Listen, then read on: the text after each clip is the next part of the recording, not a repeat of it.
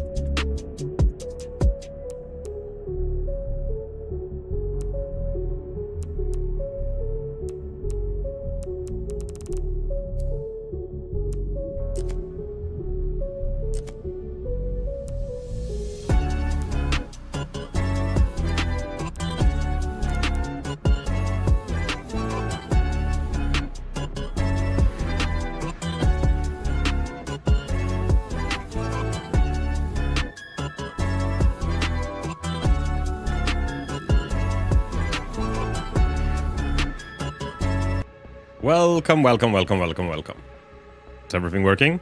Boop, boop, boop. How is everyone doing? I hope you're having a fantastic Tuesday. Yeah, Tuesday. It is Tuesday, right?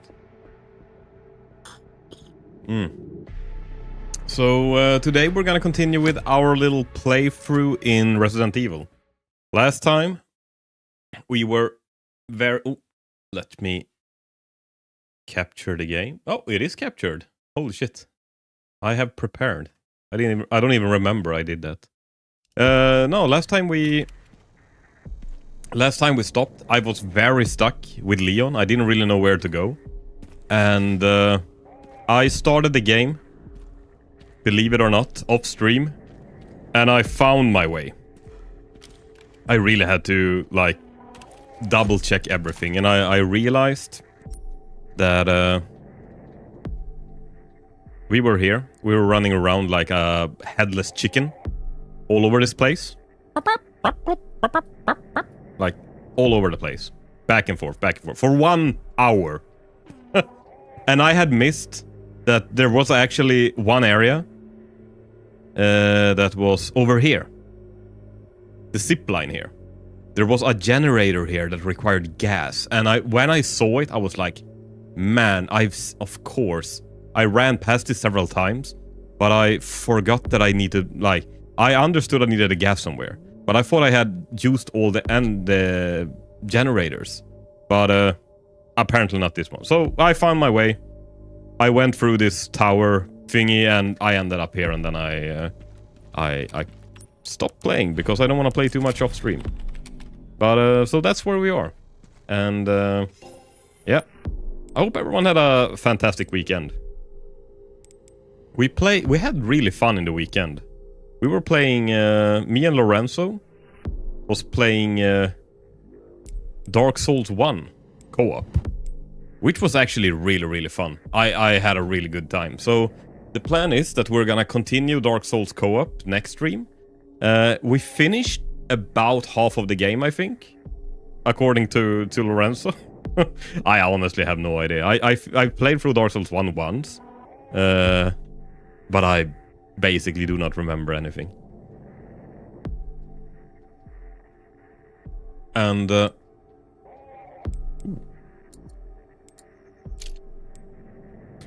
but according to sources, we are halfway through the game, which is very good.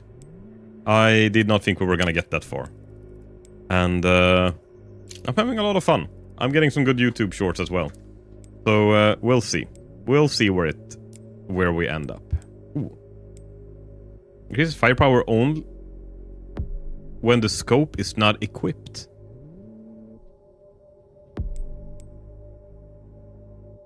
So we can equip this charm and unequip the scope. Requiem. Hi, Lysian. What's your opinion about the NVIDIA DLSS 5? Lizzie Andy one asked me, Let's see. What is your opinion about the new NVIDIA DLSS 5? DLSS 5? More like DLSS dive into the depths of your wallet, am I right? Every pixel is like a grain of sand in the desert of expensive upgrades. But forget about graphics. Let's talk testicle groping in the realm of virtual raccoons. Those ray-traced reflections are like cum shots in a butt. Bright and shiny, but lacking substance. At least it makes the zombies look gloriously gooey. I'm the Joker, baby. How did he know we were doing zombies? How are you doing, Lizzie? And I hope you have a fantastic day today.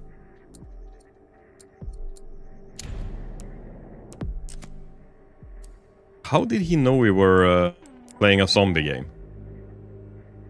Is he spying on us? Is the Joker spying on us? Have you seen DLSS 5 introduction? It's crazy. No, I haven't actually. DLSS 5, like the AI frame generation? Is that what it is?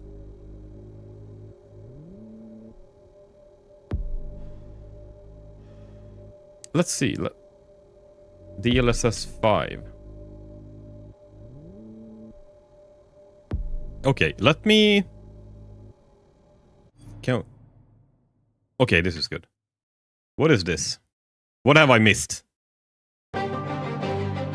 DLSS 5 off? Oh my god! Look at her face! This is... What the hell?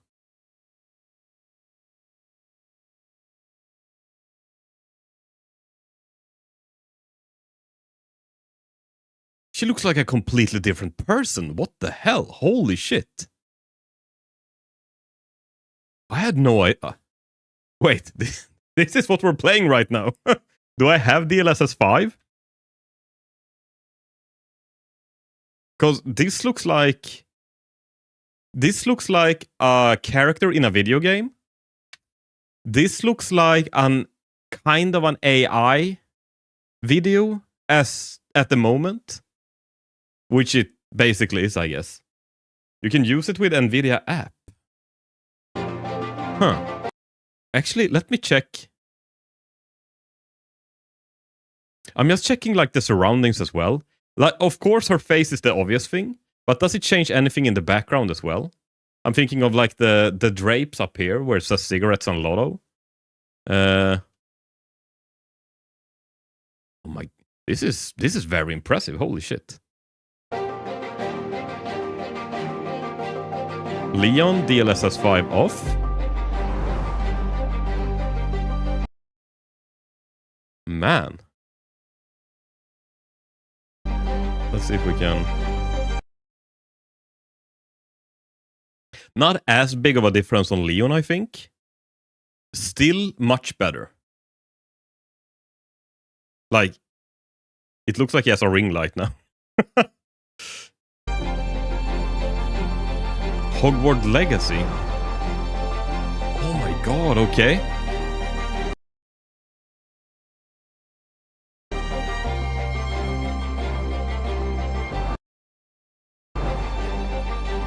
Holy shit, this really brings characters to life.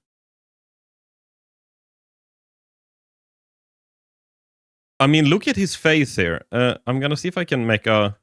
Here, this is good. Look at his face here. This is so flat. This really looks like a video game right now. And now it's starting to look like... It doesn't look real, but almost. This looks almost real. That is really insane. And also, look at the goblin. He gets a bigger nose. And like, everything is like... I think the biggest thing with that it does right now when it uses the AI, it corrects the colors. Because if you look at his face, you see like, his face is one color, and then there's a little shading. While as with the AI, there's like more gradient in his face with coloring and like the shine and like everything. But man, this is insane. Holy shit.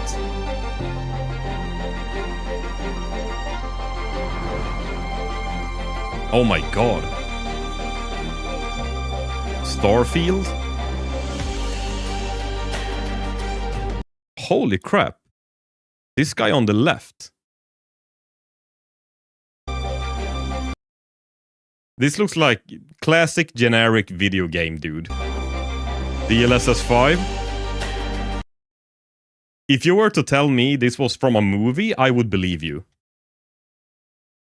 Like, if you said that this is... what the fuck was the movie called? The Tom Cruise one when he relives the same day over and over and they have to stop something. Edge of Tomorrow? Is that it? If you were to tell me that this was from Edge of Tomorrow, I would believe you. This guy looks absolutely real. Like, you can... There's something with the AI that makes the shine look a little unnatural. You see that like the light reflecting on his face looks a little bit too cinematic, if that makes sense. When it's AI, when they try to make a real picture with AI, you can tell that it's AI by the light reflections. Because it looks too cinematic. It looks too perfect, the light reflections. But if you were to tell me that this was from a movie, if I only saw him, I would believe you, 100%.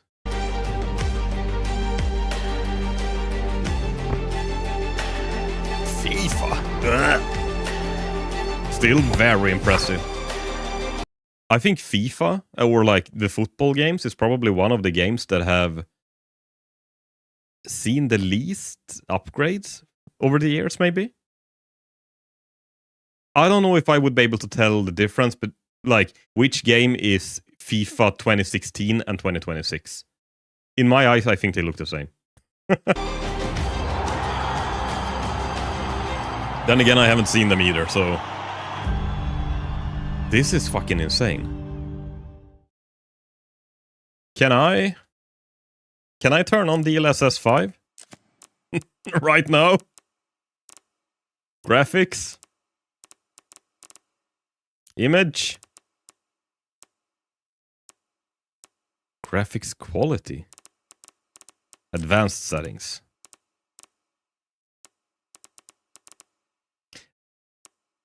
I only have DLSS 2X. I don't think I can. I don't think I can use DLSS 5. As you said, you needed an app with it or something.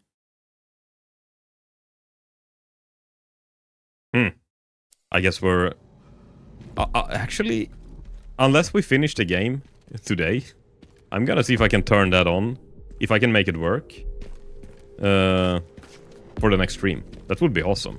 But honestly, that is seriously impressive. And just imagine how many games you could, or not just imagine, but like, this opens up a lot of doors.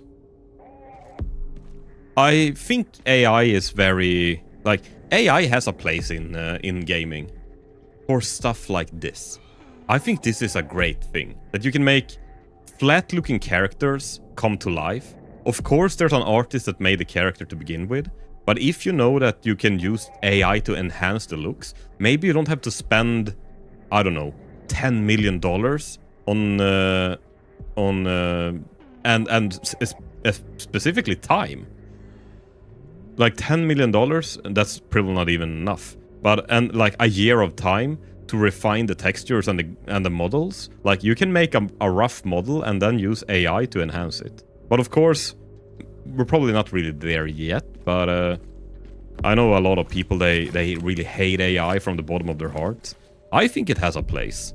I honestly do. And as long as, I don't care if it's a human or a robot that have done it, as long as it delivers a good experience. If it delivers like quality stuff, then I don't have a problem with it. But I know a lot of people do. Oh my god, is this the one and only God Tortuga, brother? Yes. Yes, it is. Puta madre. No, yes it is. We are playing some Resident Evil today. That was really fun, Lorenzo. We really have to see if we have time in the weekend to continue that little playthrough. I had a lot of fun.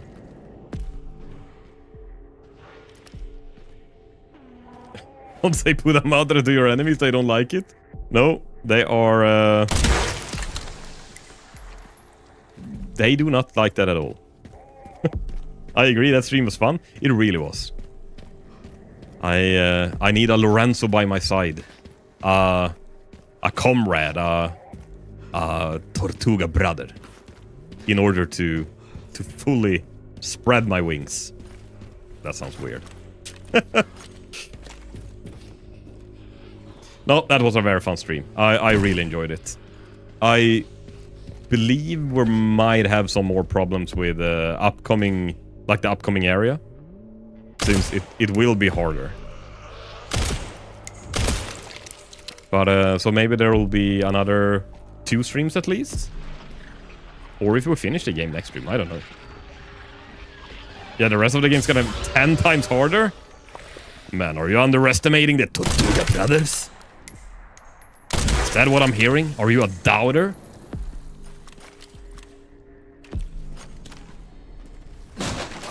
I didn't think you were gonna sink that low, Lorenzo.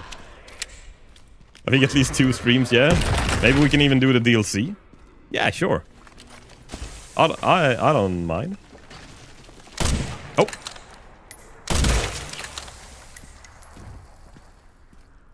God damn it. Oh, there 1 bullet left. Oh, that was very fun.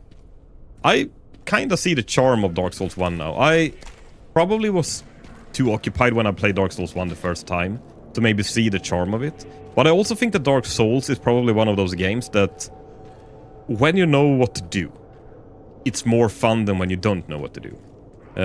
At least for me, that's what I felt when I played through the first time, that everything is so like hidden, everything is so weird, nothing makes sense, no item is describing where you should get them or where you should like what you should do. So like the second playthrough, when you remember these things, you can just kind of run and just do the fun stuff. And I mean, for some people, exploring is the fun stuff. But I think in the one downside that I don't like with Dark Souls, that makes it like not a 10 out of 10 game for me, is that it is too hidden. Like, nothing is explained. You really, really have to, like, trial and error everything, right? Or maybe I'm getting this wrong, but that's the general feeling that I have. It gets better the more you play it, which is rare in games. Yeah, no, honestly, it really does. It is more fun the second time around now than the first time around. 100%. But maybe it's also because we're Tortuga brothers this time. Oh. Crap, Can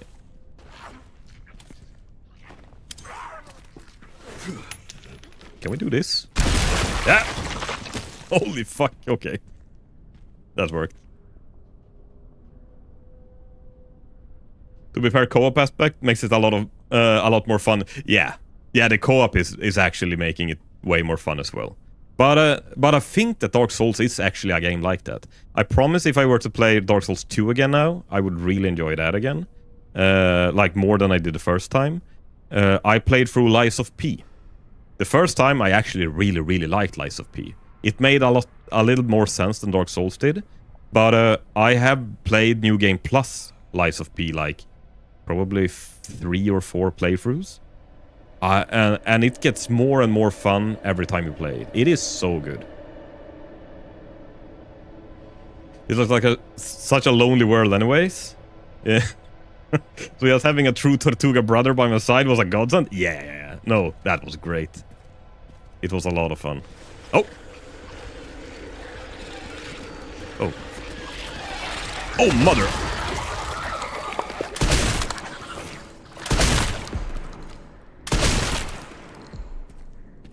Let's send him. Maybe there's some other weird games we could co-op. Something that is not normally co-ops. I will be lurking though, I don't want to get spoiled this game. That's a very good choice because have you played much Resident Evil? Just oh, I know that sound. Never played any of them? Oh really? Man, you're in for a really, really nice, what was it called? IP then. Like, I love Resident Evil, the IP. But I would recommend you, actually, start playing the old games. I played like 5 minutes of Resident Evil 7. Right. No, I can recommend you, like, if you can find maybe on Steam or Good Old Games or something, Resident Evil... Oh. Motherfucker! Resident Evil 1 and 2. If you can play Resident Evil 1 and 2, the old, not the... Actually, maybe the remake of Resident Evil 1 is okay. But if you can find the old Resident Evil 1 and 2, I would recommend you to try those out. Just because I believe, at least in this genre, it's good to know where it's coming from.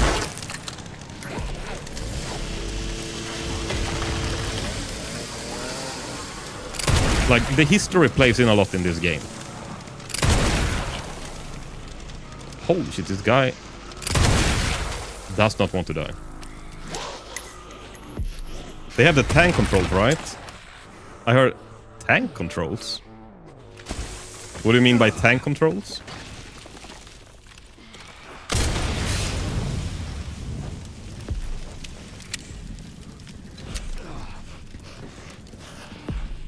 I don't actually honestly remember the old controls. If they were good or bad. Like back then, it was all you know. Forward is walk, and the D-pad is for making... Oh. No. So Resident Evil 1, you walk with a D-pad. And... Let's see here. There's a static camera in Resident Evil 1, 2, 3. Resident Evil 1.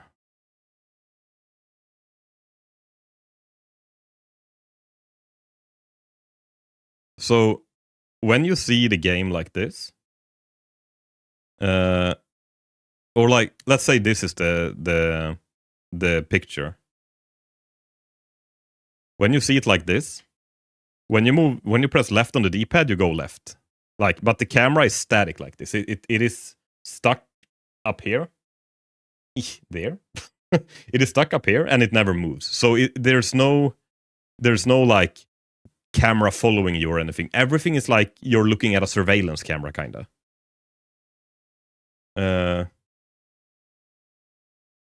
Tank controls. Tank controls in 3D video game movement scheme, popularized by Resident Evil. Okay, and Alone in the Dark, where movement is relative to the character, not camera. Oh, okay. So basically, if you turn left when looking... So if you turn left on the D-pad when the character is already looking left, it will like turn... Huh. Actually, yeah, maybe that was how it was. Yeah. Man, I haven't played the old games in forever. Maybe I'm praising all the old games now and they're actually shit. But yeah, no, that could actually be that the controls in the game is that like when you press left, the character is turning left. The remake changed that. Because I remember playing Resident Evil 1 a little, but it was kind of hard to get used to. Yeah, I can see that as well. The thing is, I didn't know any better when I played it. So for me, when I played it the first time, it was like, that was all I knew. And not just the first time. I think I played through it a couple of times. Like 4 or 5 times or something. This was, of course, when I was younger. When this was... Oh, thank you. When this was, like, popular. But, no, I think I know that when I played through... Oh, motherfucker. When I played through the Witcher series, I was so happy that I played through Witcher 1 and 2 before I played Witcher 3. Even though you don't really have to play Witcher 1 and 2 to play number 3. But there's like... Oh. Fucker. There's a lot of characters that is... Like, some are Easter eggs. And sometimes you can kinda like... Oh my god, it's Claire Redfield? My god, is she back? Oh my god, it's Chris. Oh, Leon that we play... Like... You get familiar, like Leon that we play now. I think a big reason why so many people love Leon is because you played Leon in the other games, and it's like it's fun to know what he's been through. Leon was in Resident Evil 4, and Leon was in Resident Evil 2. He was introduced in Resident Evil 2. In the first game, you play as Chris Redfield and Jill Valentine, I think. And in Resident Evil 2, you're Leon and Claire Redfield, Chris's brother from, or Chris's sister from Resident Evil 1. But like these things, I would, first of all, the games like 1, 2, 3, they're very much puzzle games in a zombie world. They're not zombie games with puzzles. They're a puzzle game in a zombie world, and it is really fun. It's like playing Sherlock Holmes, but with some speed bumps that eats flesh and infects you. Hi, superhero. What's good? Nah, all is good. We're streaming. It's Tuesday. It is what it is. But no, like when I played Witcher 3, I was really happy that I had played Witcher 1 and Witcher 2, just because I knew which characters they were talking about. There were like Easter eggs and like these things that reminds you of old things that have happened throughout the game. I think Resident Evil is the same. Like, right now, I know where we are. Like, this city, Raccoon City, this means a lot. If you have never played Resident Evil 1, 2, 3, you actually won't really know why this matters so much. But, so like, a thing like this. Because I played Resident 1, 2, 3, this makes this area that I'm in now so goddamn exciting. Like, for me, this is really exciting. And I would only know that if I played 1, 2, 3. Every other game, I don't think even mentions Raccoon City. But you are actually in Raccoon City in 1, 2, 3. Anyway, I will be lurking for real now. I get your point, though. That's a cool way to play. Yeah. And honestly, this is a really, really good IP. Like, all the games are fantastic, so I can highly recommend it. And thank you for the lurk, I really, really appreciate it.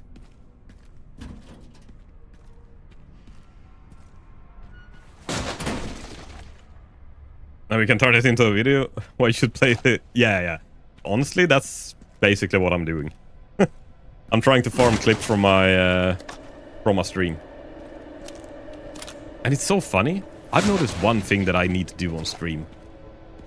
Like, of course, when you don't stream, you don't really think of this, but do you ever analyze yourself after a stream? Like, watch your own stream, your own content, and like see what you could do better? I've noticed so much now when I'm looking at my clips that I'm doing. I talk so goddamn slow. I need to learn how to talk faster. But it's always because when I'm playing, I'm always focused on doing something. And then I'm like, while I'm focusing on doing something, I'm not really thinking of what I'm gonna say. And then I notice that when I play and I shoot stuff and I do things, I talk way slower than when I actually pause and say what I want to say. It's really funny. I watch my streams in double speed as well, just so I can get through the content quicker. Because, I mean, if I stream for 4 hours, then I have to sit for another 4 hours to find the funny moments. So usually I speed it up by 2x. So I sound like a chipmunk, but a lot of the times when I speed it up 2x, I think that is a good talking pace. So, yeah, it is what it is. It's about passion and how they take their time making it. Yeah. Okay, lurking for real? Yeah. You have a fantastic lurk. And we are going to see if we can get further in this game. This thing still works. I think I should be finished with this area right now.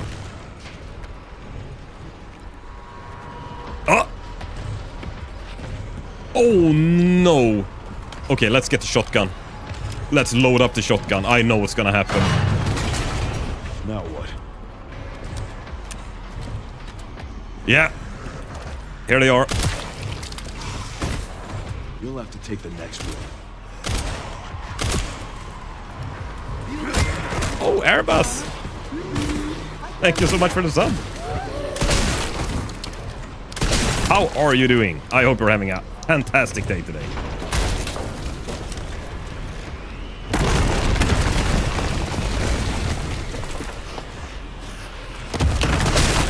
Wait. Let's get home from work. So it's going great. Oh, that is great to hear. Have you been working night then? Because it's pretty early for you, right?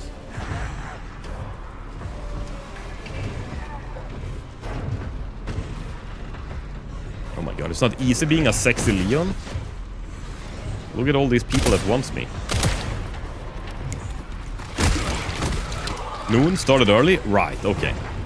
Oh yeah, that's of course.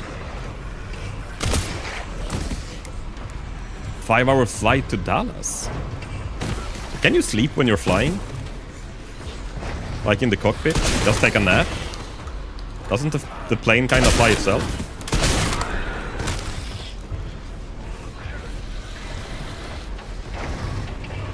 Know about the Euroscan? Right. Well, that sounds nice at least. That you're home and done for the day.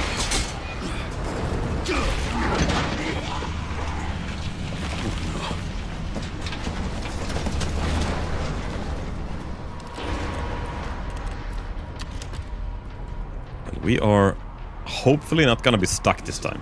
Lucky day. Let's scream. I don't know how long I was... Oh, mother! I think this is a run kind of moment.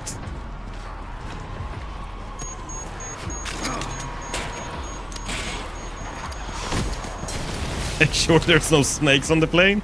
Yeah, do you transport any snakes when you fly? I've seen the movie. I know what can happen.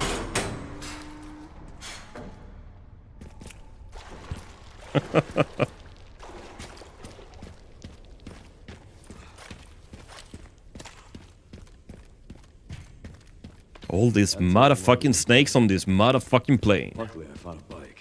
Should make up for lost time. Great. You'll need it. It's 15 miles to the city center on the 419. What were they thinking when they made that movie?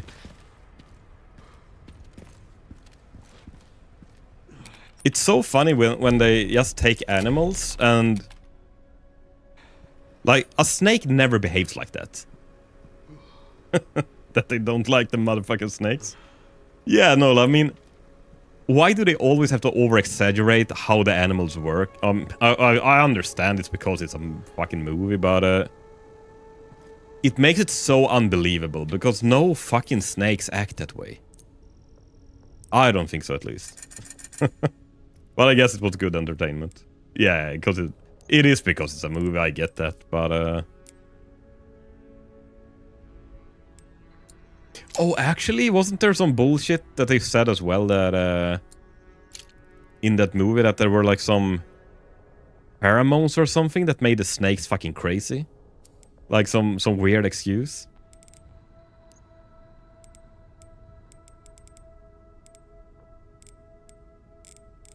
I don't remember. I don't know if I want to remember.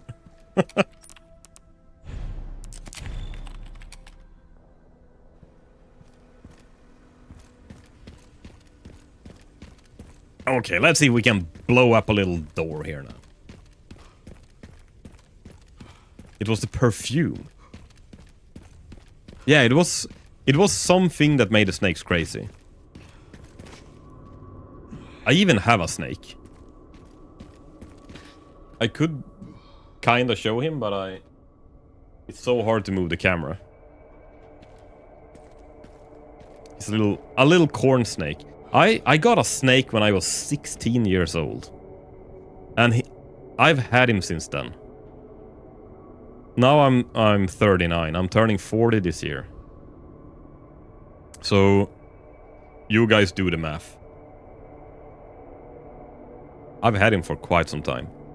And I can tell you, I'm a reliable source. I can tell you, snakes do not... Snakes do not do anything unless they really, really have to. The snake is older than me. Yeah, the thing is as well, I got him... This is the funny thing. Oh, actually, sorry. Let me just check this cutscene first.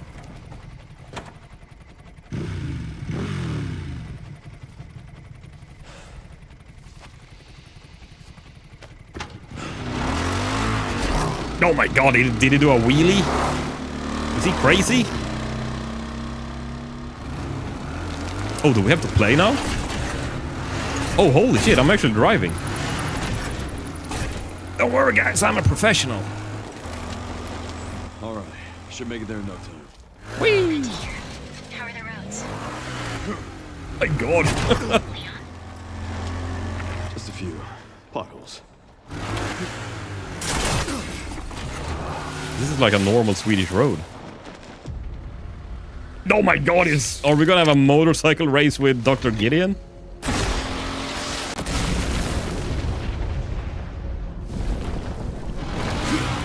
Why is he on a random motorcycle out of nowhere?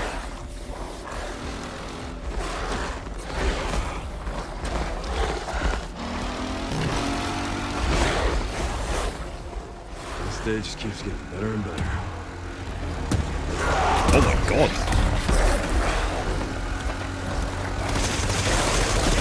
Holy shit, we're using the Uzi that we found. Yeah, we need to... Man, he's not reloading like Arnold Schwarzenegger in Terminator. That, I can say that for sure, at least.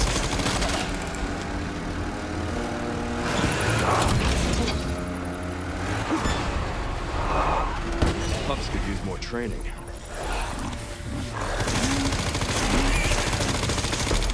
Okay. Oh my god, I love how over the top this is. It is so funny because when we played as Grace, it was so fucking spooky scary. And this is so goddamn over the top action. This is basically how Resident Evil 5 and 6 was. Like all the time.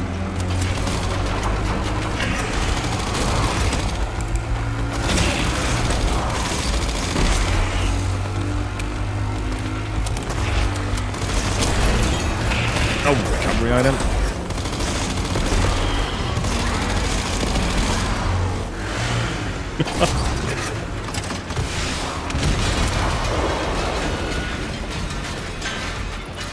So much for the direct route. Reload.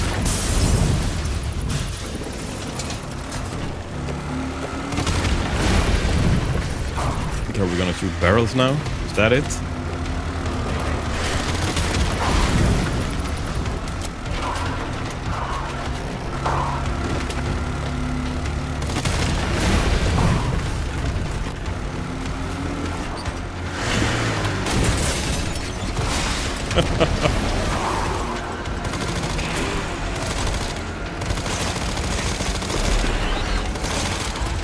I'm guessing we cannot kill Gideon. I mean, I've shot like a magazine in him. And I feel like he's like the main villain. I don't think he's gonna die on a bike in... I don't give up that easy.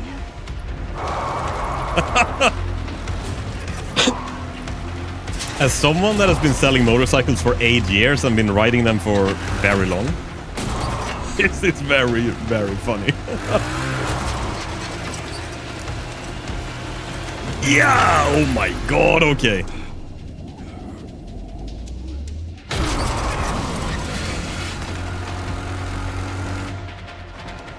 Man, I gotta become a better motorcycle rider.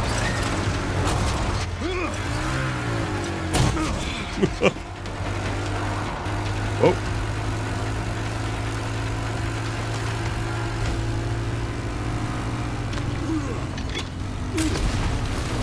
How many RPGs does he have? Oh no, we lost our axe now. And he doesn't stop me. I've had enough of you. Pocket RPG, yeah.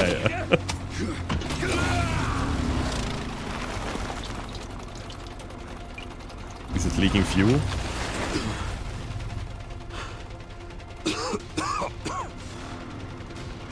Come on. And man, that sounds like such a slow motorcycle. Oh, are we gonna have a face-off now?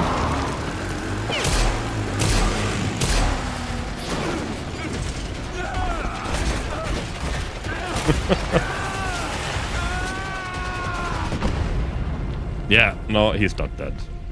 Of course he's not.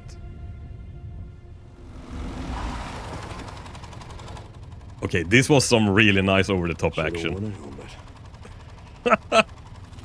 And then he adds a cheesy one-liner. This is like another Tuesday for Leon. He does this shit every game. Like, this is just easy pickings.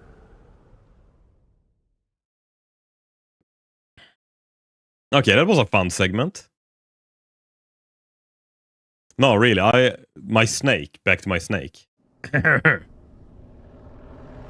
I got that snake when I was 16 years old, and by then he was 3 years old. So, how old is he?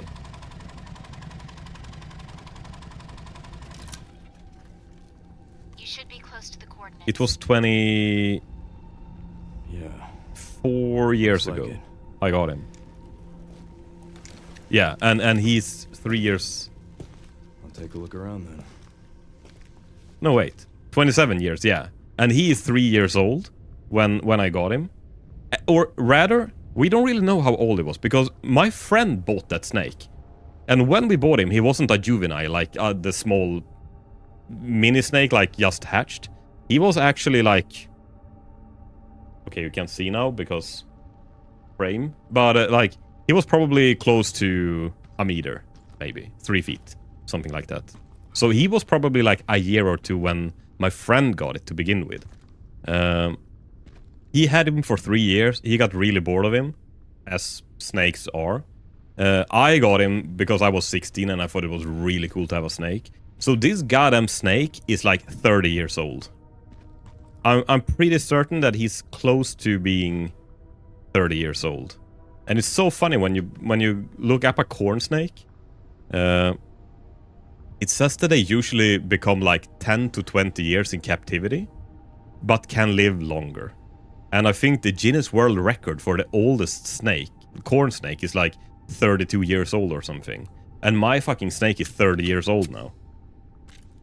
He's living on borrowed time, but he is an old snake. And I can promise you, they are the most boring animal to have. Hi, Sandormant! Are you talking about the big snake from Resident Evil 1? No, I'm talking about the big snake in my terrarium. That is not that big. But he's a snake at least. I've had a snake since I was 16 years old. And he's still alive. And honestly, I have almost I've had the thought if I was gonna give him away lately now. Like, if someone wants a snake that won't live for that long, because most of the times, like, it's young people that want snakes, and they don't realize that it's a life commitment to buy a snake. So, this one is probably gonna live for another few years, but I don't really know. As long as you don't feed it a virus, nothing to worry about then. Yeah, he's actually only escaped once. It was a funny story. I think when I was living at home with my parents, my sister had shown this snake for some friends of hers. They had opened the terrarium, and it was like sliding glass doors. So they had opened it, and then they hadn't closed it fully. So there was like a little gap, and you'll be surprised how small gaps snakes can get into. And so when I got home from school that day, he had escaped, and I had also slept with my window open because it was in the middle of the summer and my room was on the top floor and we had no AC or anything. So I was almost certain that he had like jumped out the window from the second floor. So I was like outside searching in the grass, like looking, where the hell is he here? Is he dead? Has a bird taken him, or a fox or something? And I fucking looked everywhere. And 4 days later, when I go to bed, I hear something in my wardrobe, and I don't make the connection that it's him. So I like, what the fuck was that sound? I thought it was a ghost or something. So I went and I turned on the lights, and then I see like a snake tail coming, like, I don't know how, but you know the shelves in the wardrobe? Apparently there was a small gap in the back, like towards the back of the wardrobe. And he was crawling up to the top shelf that he wasn't even able to reach it. But somehow he got up there. And you saw his tail just going up. And then he had curled himself up in a box. You know, like when you bought games back in the day, they came in a pretty big cardboard box. I had stacked my cardboard boxes from games up there. And he had managed to crawl into one of them and was laying there chilling. Bro over here is talking about the snake when he kidnapped a wild one 25 years ago. It wasn't a wild. It was just... He's been domesticated, okay? He's been domesticated, let's say that. I thought you found one in the grass. Oh no, my friend bought it in a pet store. It sounds like a nightmare. I don't know how you could have a pet for a snake. A snake for a pet. Honestly, they are the most boring pets you can have. Like, maybe every 2 weeks, 3 weeks, 4 weeks sometimes, they eat. So, they don't even eat often. They eat like once or twice a month. And when they eat, they get full. And then they go and hide, and they lie still for about 1.5, 2 weeks. Like, and when I say that they lay still, it's not that like they lay there and chill, and they go drink some water, and they like check things out. They lay absolutely still. They don't move a single inch of their body. They just lay there. They do nothing. Not like sometimes their tongue come out because they're smelling the surroundings, but they basically lay still and do absolutely nothing. And they do that for 2 weeks. And then when they start to get hungry, they start to move a little bit, because then they need to find like a new prey or something. So when you see that when he becomes active and when he starts moving around, you know, like, okay, now he wants to eat again. But basically, you feed him, he hides away for 2 weeks, you never see him. And then he comes out when he's hungry again. You feed him again, he hides away for another 2-3 weeks, and then he comes out when he's hungry again. It is kind of funny. Let's see if I can without destroying my rig too much. Do you see there? I don't think you can see him because he is in the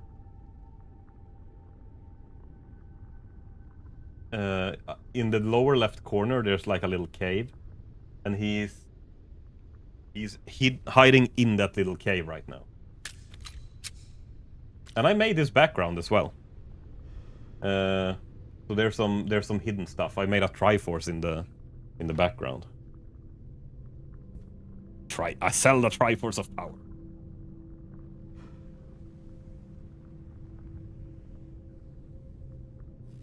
No, so his name is Baba, and he's been with me for 25 years or something. 27. But yeah, no. It is... I think if I knew what I know today, I probably would not have gotten him, to be honest. Maybe that sounds harsh, but he takes up a lot of space, and he does basically nothing. But now I also feel like I've had him for so long. He should probably live out the rest of his days like with me. I do not think I want to give him away. He's still my snake.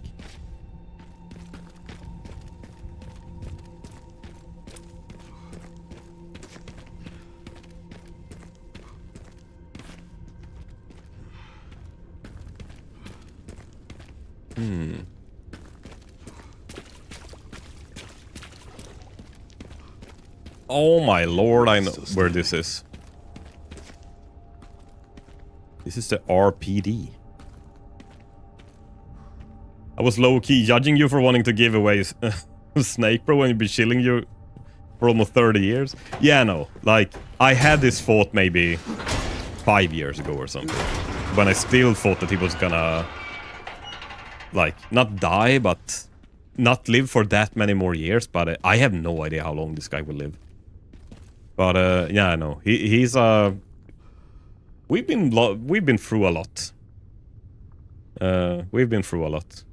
He has moved in more cities than most people, I think. Because he lived there. And also, my parents tried to kill him once. They hated him. They really hated my snake. And when I moved from home, like my first apartment that I got, I moved away, but I couldn't bring the snake with me then. Like, I didn't have space in the car or anything. So he was still at home. And my parents they were like, shouldn't you just put him out in the grass and set him free? Like, do you really want that nasty old snake? I was like, yeah, he's my pet. You can't just fucking take my pet away. But they didn't feed him when I was away. And I didn't know this. So when I got home, they hadn't fed him for 4 months. And he was actually completely okay. He didn't really care that much. He was a little thinner, but like, that was no problem at all for him. So of course then I fed him and I took him with me and everything. But they tried to starve him, but he didn't care. He just didn't eat for 4 months. And he was like, he was out searching for food when I came home. So then I was kind of pissed at my parents.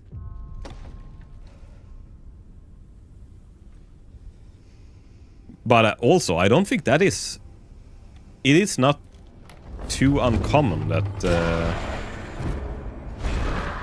snakes don't eat in a long while. 4 months is a lot, maybe, but...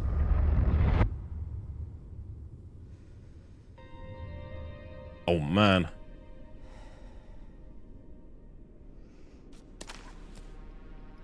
But when the snakes go into hibernation as well, especially here in Sweden, like in the winter time, we can have snow for like half a year. Of course, when they're hibernating, it's different.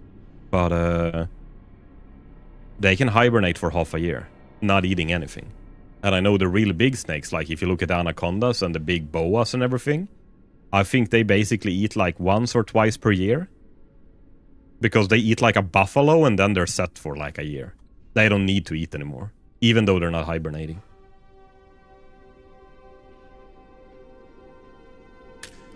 Okay, we're back in Raccoon City Police Department.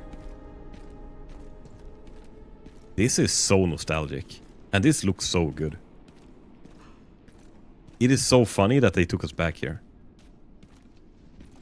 Oh, and it's the old typewriter. You used to save your game here.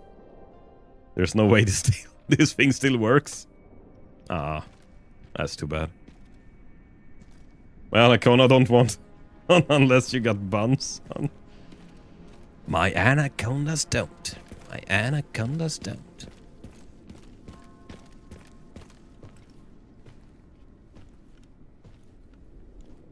Shut him in, RPD. It's been a while since you've been back there. Yeah. This is where it all started for Leon. I don't know if you have played Resident Evil 2, but the entire game, not the entire game, but like most of the game is in this area, in this place that we are now. Abandoned? Not sure.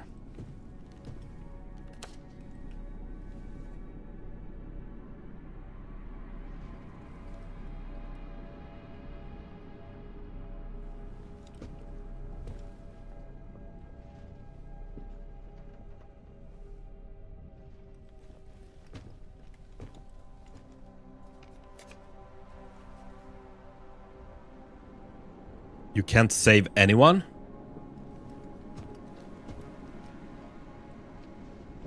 That fucking guy. And Grace. Shit, she's in danger. Sherry found Grace. I haven't played any of the Resident Evils. Yeah. Man, Exactly. you really should. You're missing out. Expecting us.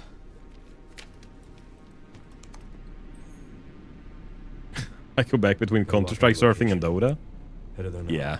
Copy that. If you ever feel like playing a story-driven game, actually Resident Evil is one of the top picks, I would say. I used to play so much Counter-Strike back when I was younger, and I never played Dota. Did you ever play Heroes of New Earth? I don't know if that game is still around, but Hon was fucking awesome. I remember I played a shit ton of Hon. That was like my life. Playing Hon after school and playing Hon. That was like only playing Hon. My waking hours was playing Hon. And you'd like Dota? I remember... Yeah, I probably would. But I remember that after playing Hon... I felt like League of Legends and Dota felt so goddamn slow. Like, Hon was more fast-paced. And it felt so weird playing Dota and Hon then. Also, I played Dota 1. I played a shit ton of Dota 1. And of course, Hon was based on Dota 1. But then they made Dota 2, of course, that is a small game. Dota 2 has turbo mode. I don't know if I would like to play the fast-paced game today, though. But I remember that I tried to play Dota 2 when it was new, and I didn't like it because it was so much slower than Hon. I think I played Counter-Strike once when I was a kid. I'm not fully fond of FPS.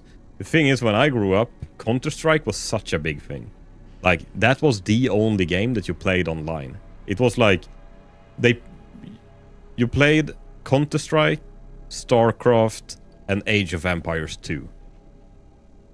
But everyone just played Counter-Strike.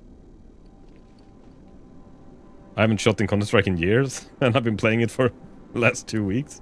Wait, what do you do when you surf in Counter-Strike? I don't know what that is.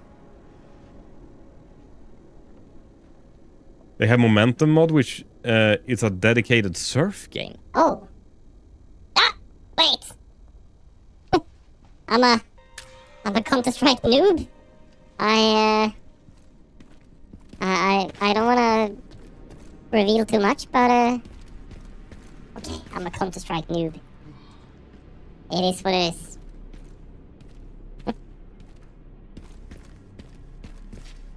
You might enjoy surfing, it's fun.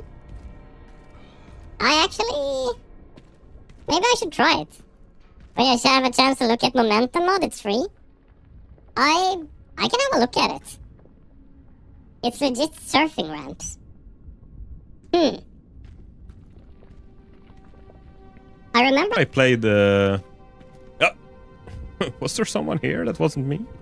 I remember I played a lot of modded maps back in the day, in like 1.6, and there was a lot of like climbing maps and shit like that. I think they were called KC maps or something. Wait.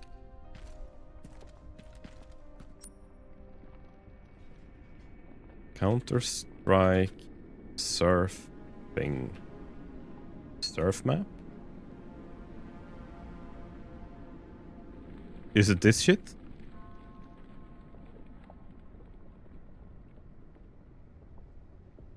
Oh, yeah. Let's see. This is a beginner's guide for absolute beginners. How to join a surf Absolute server beginners, or play that's by weak. yourself through the workshop. The basics you need to enjoy. If you don't know how to do this, you should stick around. Oh, in yeah. CS:GO, you had to input a bunch of commands. Or This you would shit just was in the fall off KC ramps, maps as well. Especially without the command SV Air Accelerate 150. CS2 maps should now have these commands included with the map, but in the description are all the commands you need just in. I used to play maps like this. Man. Counter-Strike KC maps.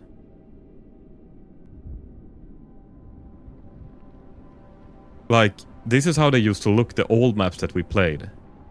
When you were climbing. Like, it was always you were gonna climb up to some fucking weird top somewhere. And a lot of segments in these maps was that it was like sliding on things like that. Exactly like they did in the video. They have those two in Momentum? Right. Man, that takes me back. Yeah, I can see how that is fun.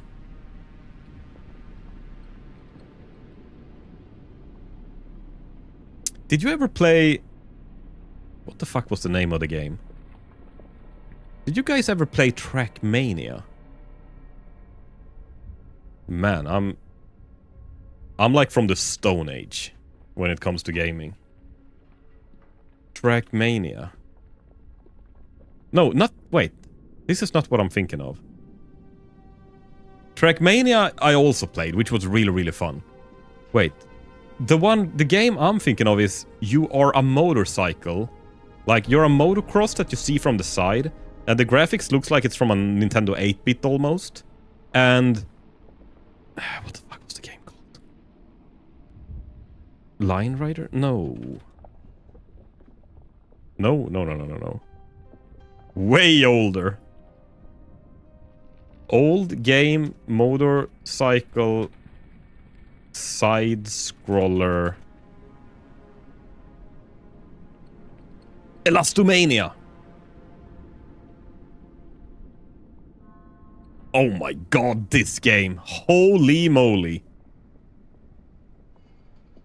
This is one of the best games ever made.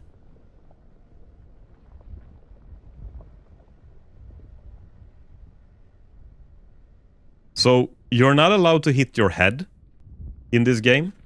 So, when you're riding around, if you accidentally hit your head, you're dead. And I don't think you're allowed to hit the razor blades. Like, these spinning balls. Yeah, Elastomania is insanely good. And it's the same, it was a weird bug in the game that if you squeezed a wheel in a spot that was tighter than the wheel and you pressed the brake button, it fucking launched you away. And so many people made so many maps where you had to like launch yourself through weird fucking shit. Like, this was so fun.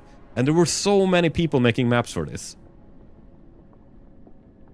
Can you play it online? Elastomania.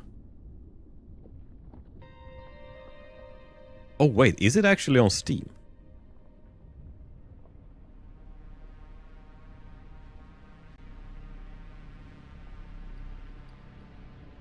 Elastomania Remastered.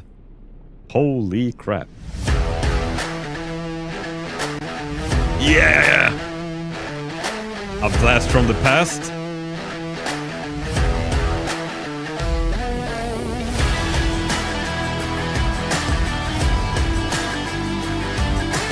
This was so goddamn good. Make me go down memory lane. Yeah, right?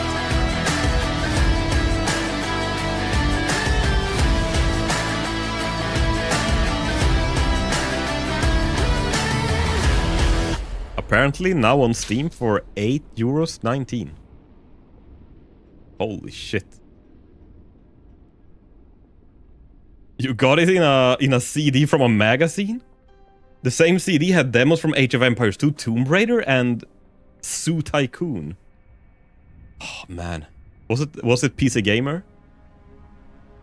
I remember that we had a magazine called PC Gamer where you always got demos for these. Zoo Tycoon? Yeah. Fucking zebras. I don't remember that at all. I think I played it, but I don't remember any zebras. Oh, that's so funny.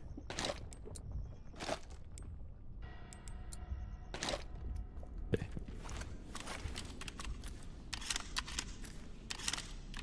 No. Man, I gotta get myself Elastomania. Maybe we should have a Elastomania stream. Actually, is anyone streaming Elastomania? Should we be the first? Let's see, Twitch. Elastomania? Maybe this is a big thing. Not a single person is streaming Elastomania. Not the old one, at least. Not the new one either. Elastomania 2? Did they make a second game? Man, you gotta play the OG. Zebras were the easiest to please. They just reproduce like rabbits. You gotta sell them. That was a weird puzzle. Hmm. Did you... Am I too old? Do you remember when you bought games in old big cardboard boxes? And there was like a CD in... let's see. I gotta see. Old game boxes. Boxing? No, maybe that's boxing.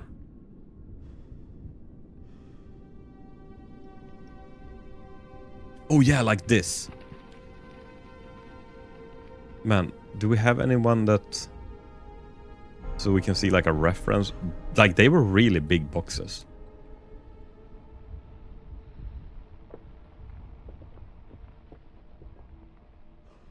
Oh, Grim Fandango. Holy crap, that was a good game. I never played Baldur's Gate 1. It was so fun to go to the game store. And then there were like these big, like these boxes were... They were like a paper. You know, a classic A4 paper? That was like the size of these boxes. And they were like thick. They were like 2-inch thick or something.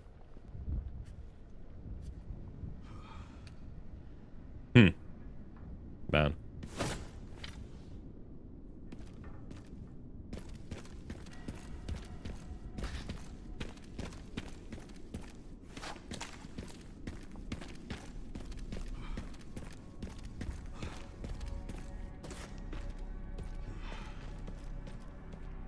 I never found that kind of boxing in Argentina. It was either a small square plastic box or a rectangular box with a smooth plastic. Right. Yeah, no, I think they went from these boxes as well. I just remember these boxes from when I was like a young kid. So it might be that they actually they probably went to better packaging later, but I do remember them, those boxes, like the big ones. I had so many of them, and I so much regret it now. My mother asked me if I wanted to keep them, and I was like, what the hell am I gonna do with those boxes? But now this was 10-15 years ago, and now I'm like, damn, I should have saved those boxes. It would have been so much fun.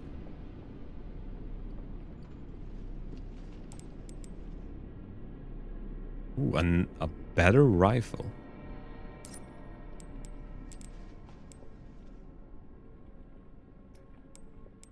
Okay. Let's sell our old rifle.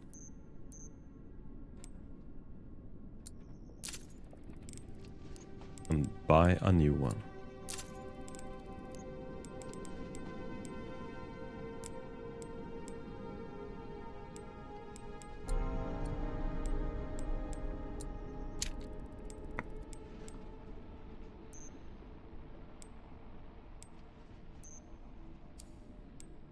Back in the day, the game was not even on a CD. No, I actually had some games that I got installed on floppy disks. And I also had mini disc. I had a mini disc reader. I never had any game on that. It never really became a popular thing. But I bet most people have never seen a mini disc. I had 2 or 3 floppy disk games. Yeah. I think I had a guy, like when I was, I bet I was like 7 or 10 years old. We got our first PC, and I remember this guy that was like my dad's friend's son or something, and he was good with computers. Actually, he was pretty good with computers, because back then, no one fucking knew what a computer was. Like, no one knew what a computer was. And he came over to our place after we had gotten our first computer, and he installed some games for me. And I remember he installed Doom 1 and Descent with floppy disks. And I also think that I think I got Commander Keen. I don't know if you guys have played Commander Keen. It was also a very old game. Commander Keen. This shit I also had on floppy disks, I think.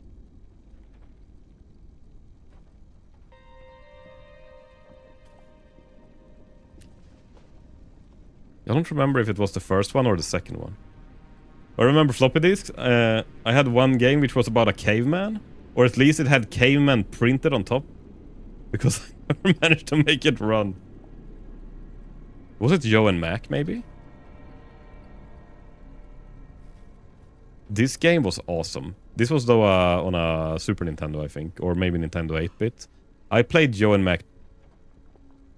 Did I play 1 or 2?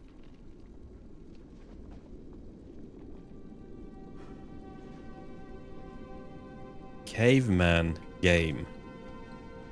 Oh, maybe it was this one.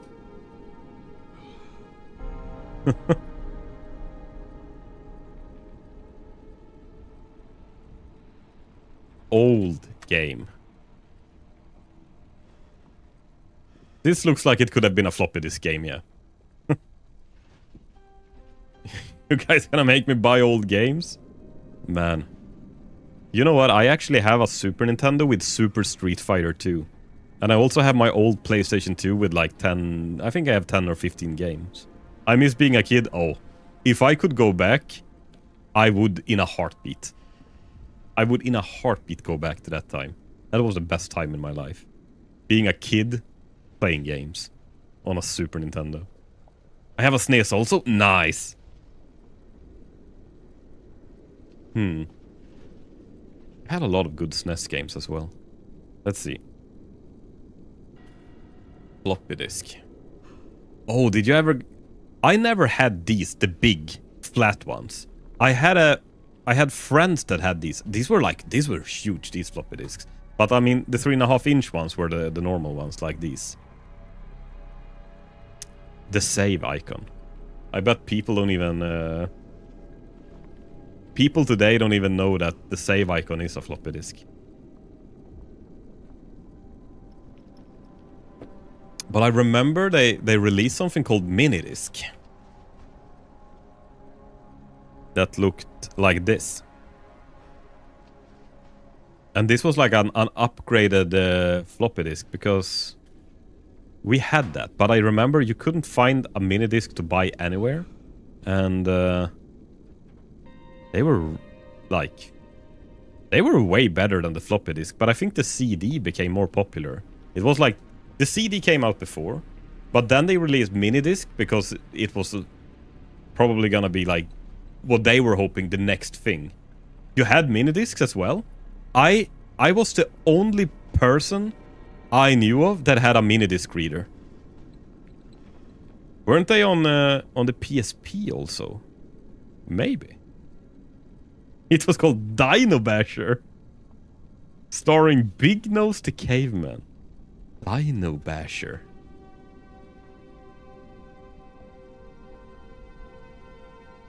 Holy crap. Oh, this is an old Sega game.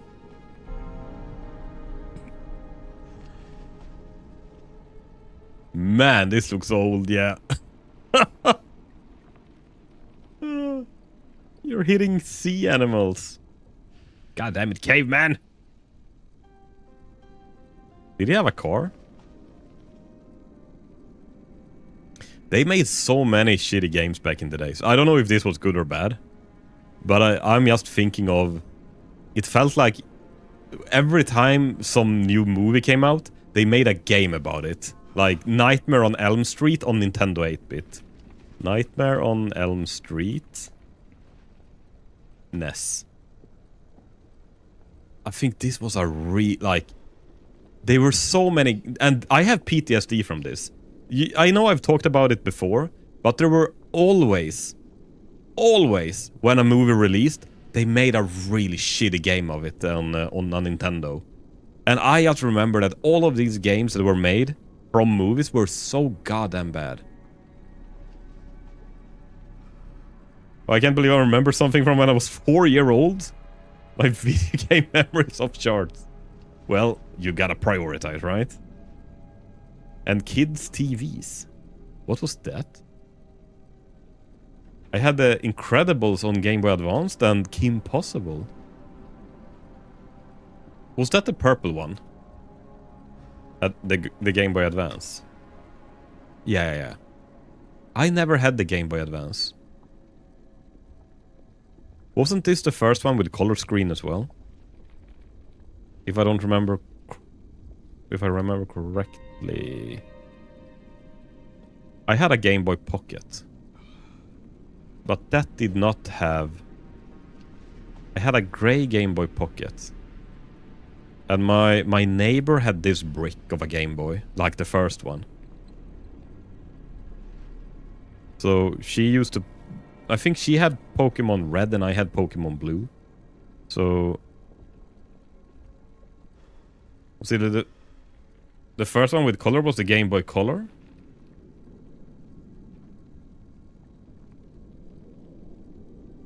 Yeah, maybe it was. That makes sense.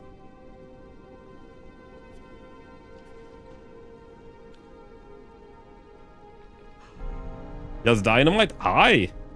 Welcome. Hope all is well. It is. We're reliving our old gaming memories in the middle of our Resident Evil playthrough. Man, yeah, that was some time ago. Those Game Boy worth a lot of money nowadays. They are collector items. Really?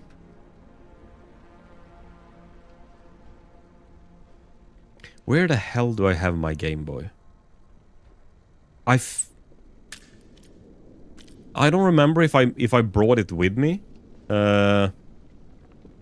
I visited my parents' home, and I saw my Game Boy. I had this Game Boy Pocket, and I know I had a few games, but the only game that I found when I was visiting them, but this was like 5 years ago or something before, and they have moved since then. I had Mortal Kombat. I think it was Mortal Kombat. Was it Mortal Kombat 2? Mortal Kombat? Oh, this game. And it was black and white like this. Holy shit. And I remember I started it up and I played it. It actually worked when I was home. And I realized how fucking bad this game was. But I used to play this a lot. And I had the attachment as well. Is he making me feel old? Oh, yes. Game Boy. What was it called? Attachments? It was like an attachment with a light and... oh, this one. But not with the speakers. It was a light and a magnifying glass. Magnifying glass light. Oh, this one. This is what I had. So I could play in the dark. Because the screen was an LCD screen. So you need to have light in order to play. So I had this attachment on my Game Boy as well. And I think you had like 4 AA batteries in it or something. To get the lights running. It was something else. All the old Game Boy games sucked. We just have nostalgia. Actually, I think there is one Game Boy game that is actually really, really good. And that was Zelda Link's Awakening. I actually started playing that on my Switch. And I gotta say, that is actually still a good game for being a Game Boy game. I got one for you. The classic CDI. I still game on it from time to time. CDI? What is the CDI? Oh, is it? No.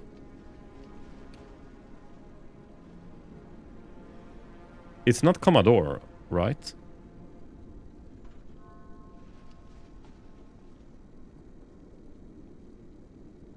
Made by Philips? Is it called Philips CDI? Oh my god. I don't think I've ever seen this. That is so cool. Holy shit. Is it the big console or is it a handheld?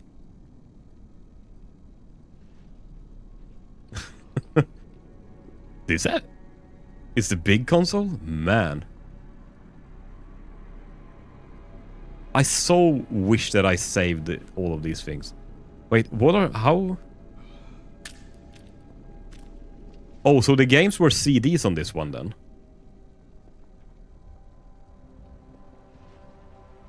I'm guessing.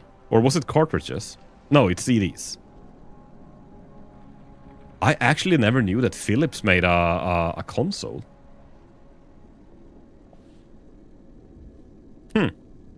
Interesting.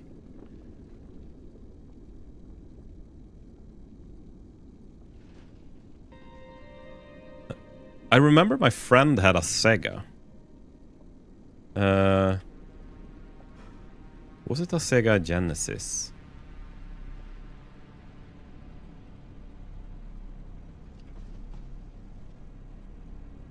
I always mix up the Segas. I never had a Sega. The games were awesome. Actually, I have to check what games were on that console. I have no idea what they released on it. But I guess it was still game developers that just released to several consoles. Was it a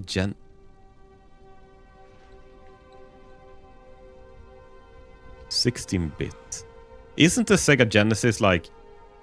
The 16-bit, wasn't it something that everyone was always...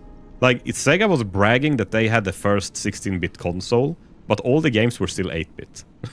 Like, the console could do 16-bit, but no one were making 16-bit games. So, everything was still just 8-bit to the Sega Genesis, I think.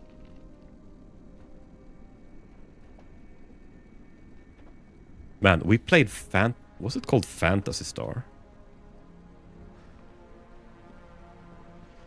Yeah, he had this game. Holy shit. Oh, this is how it looked. Here. This I remember. We played this a lot. It was like an RPG first person. You were walking around in caves or something, and then you encountered fights, and it became like a turn-based like this. Old Sega games now are also sold for good prices. Man, if only I knew, I would have saved all my stuff. I would like to still have it just for fun, not just to sell, but all these old things. Like, of course, he had Sonic as well, but there were so many games I wish I saved now. It would have been so fun to have. Okay, maybe I should see if I can get somewhere in this game as well. I've been babbling now for like an hour about old game memories. Raccoon City perimeter surveys are posted here.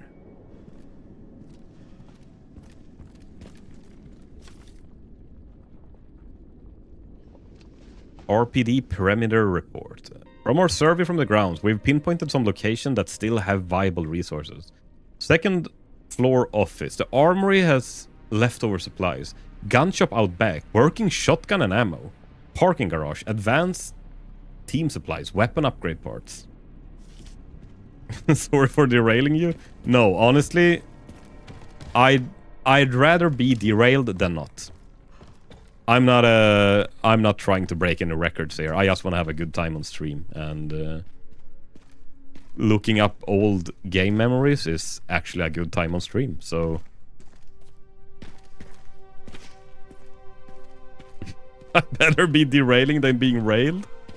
Yes, that as well. Hey, Lieutenant Kennedy. What if you get railed while being derailed?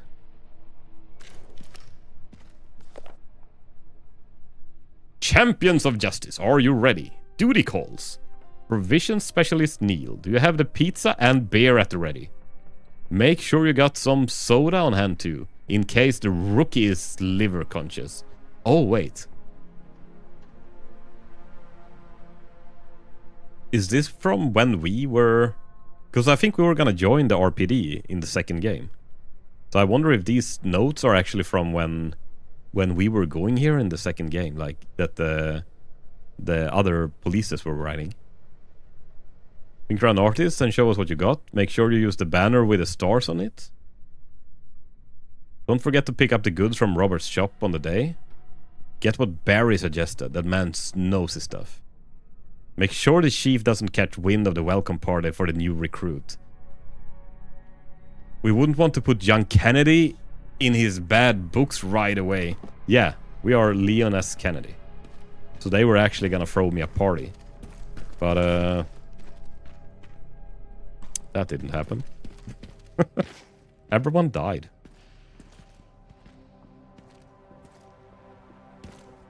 I said Lexist. Hi! Welcome. How are you doing?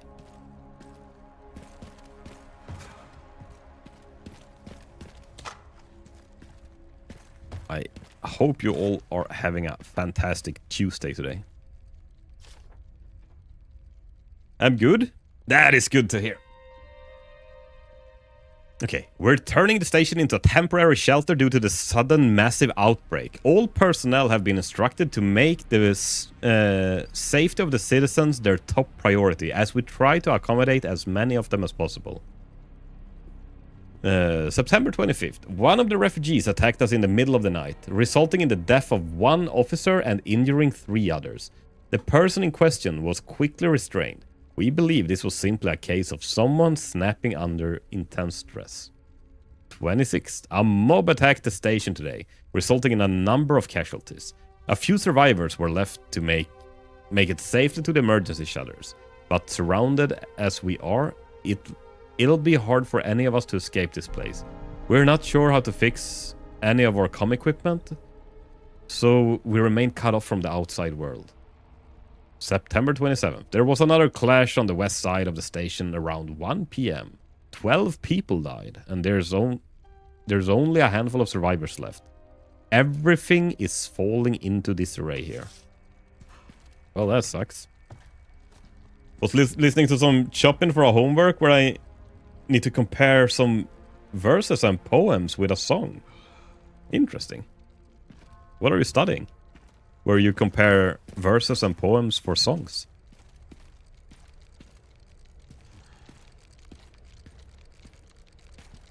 Ah.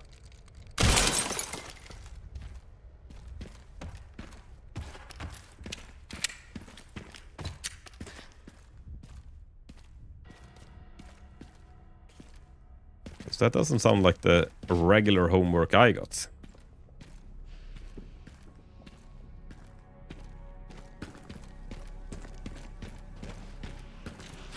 Jesus.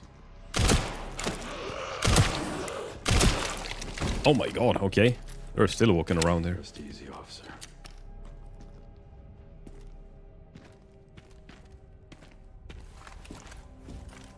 Is it remember, the 5th of November? The gunpowder treason and plot? I can for no reasons. How is it? Basically homework at my native language? Right. How is that poem? Remember, the 5th of November, the gunpowder treason and plot. I can for no reason see why the gunpowder treason should ever be forgot. Is that how it goes? The one from V from Vendetta?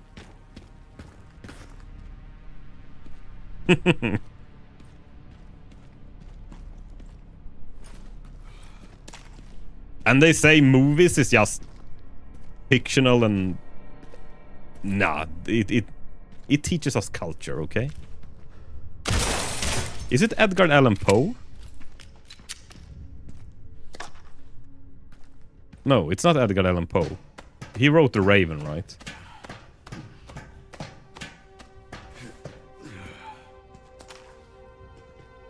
Remember, I forgot. Oh, that's actually kind of funny that we forgot remember.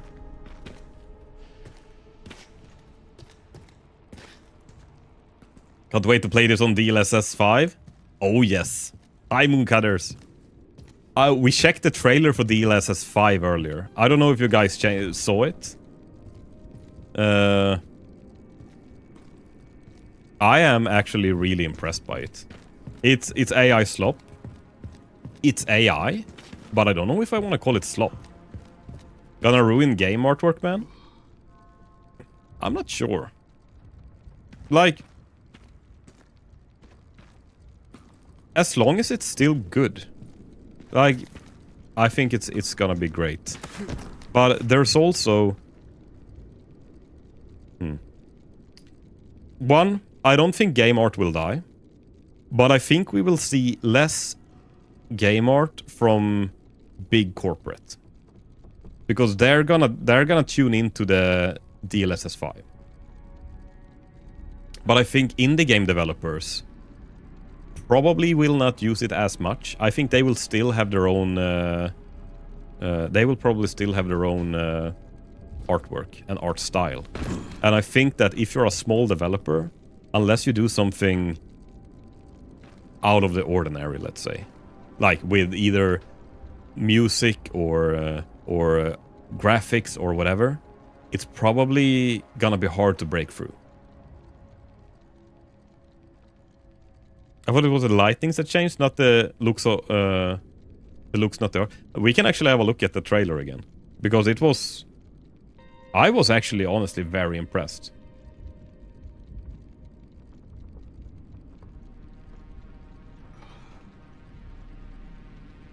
DLSS 5.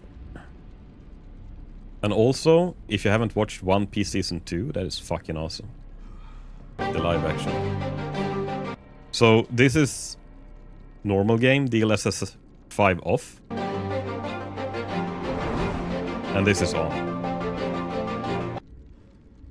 I mean, it's a pretty significant change. And you see that it's AI, but... in my mind, I think the AI looks better than this.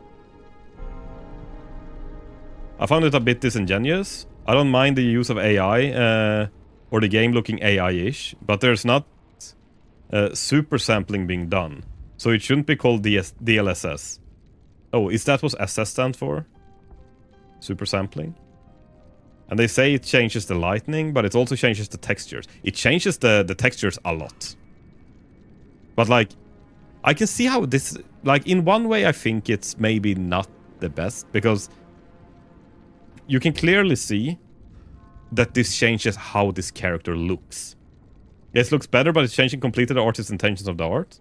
It's not Resident Evil artwork anymore. Yeah, I can see that as well. And I mean, if everything starts looking like this, everything is gonna feel the same as well. Which is maybe not a good thing.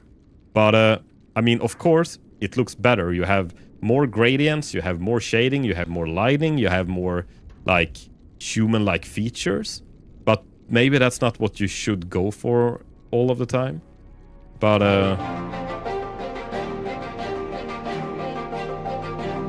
I don't think Leon changed too much. Like, he does change, of course, but if you look at this, it feels like it's almost just more the lightning that changes.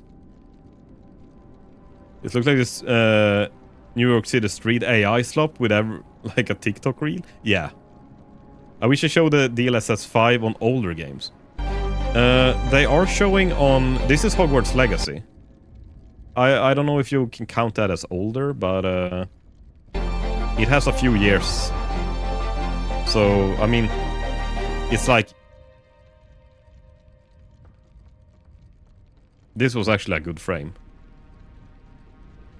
I mean, you can see here. It's more dull, it's not as crisp. And, like, she gets more wrinkles.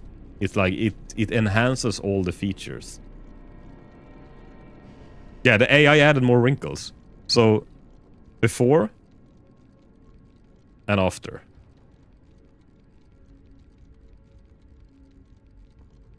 I like the way that it actually... I really like when they turn things up a little bit. Like, if I want an old lady, I don't want her to be just a little old. I want her to be a hag. I want her to look really old. Just give me more fucking raster power, NVIDIA. I don't want AI slop. I don't want slop. I want good AI. If it's slop, they don't need to do it. But I don't mind like good AI. I actually don't. But then not the intention of the artist who spent however long making it. But maybe the artist should start using... Like, have the intention of use AI then. I can see how, like, in this case, the artist made this. Sure, I buy that. And the AI is like, everyone is like, oh, this is so much better now. And that is kind of taking the credit away from the artist a little bit, I guess. But, I don't know. I personally do not mind if they use AI for making games. But I wonder as well, since this is a showcase, will it actually be this good in real life when you're actually playing the game? Because now they're probably showing you the best bits as well. Will it work? That is the question. I think it's up to developers to make use of this. So if the game allows, so do the artists. Yeah, right? Like, we're building toward a point where human creativity is just gone and we're going to have AI slop media. No, and AI vibe on coded platform. Until NVIDIA... I am both pro and against AI. I am actually... I don't think AI in any near future will be a substitute for human creativity. It is not there yet, and it will probably not be in a very long time. Because AI is trained on already existing stuff, and being like, you still need a creative mind in order to do creative things. AI is just ones and zeros. So it's not thinking like we are. It's not gonna create a new sculpture we've never seen before, or a new game we've never seen before, because it's always trained on already existing stuff. So I think that, like, as of creativity, you are still gonna need, like, humans. But let's say if you're a programmer and you can actually make AI write code. Like, instead of you sitting and writing code for a week, an AI could do it for you in like less than a day if you just are good at giving it the prompts to make the code work. The code doesn't work today that they're using. I think some people have made an AI game, but probably very simple, not really working. But let's say in a few years, like, use it as a tool to not like to make the workload easier for the people making the game. Do you vote with your wallet? Yeah.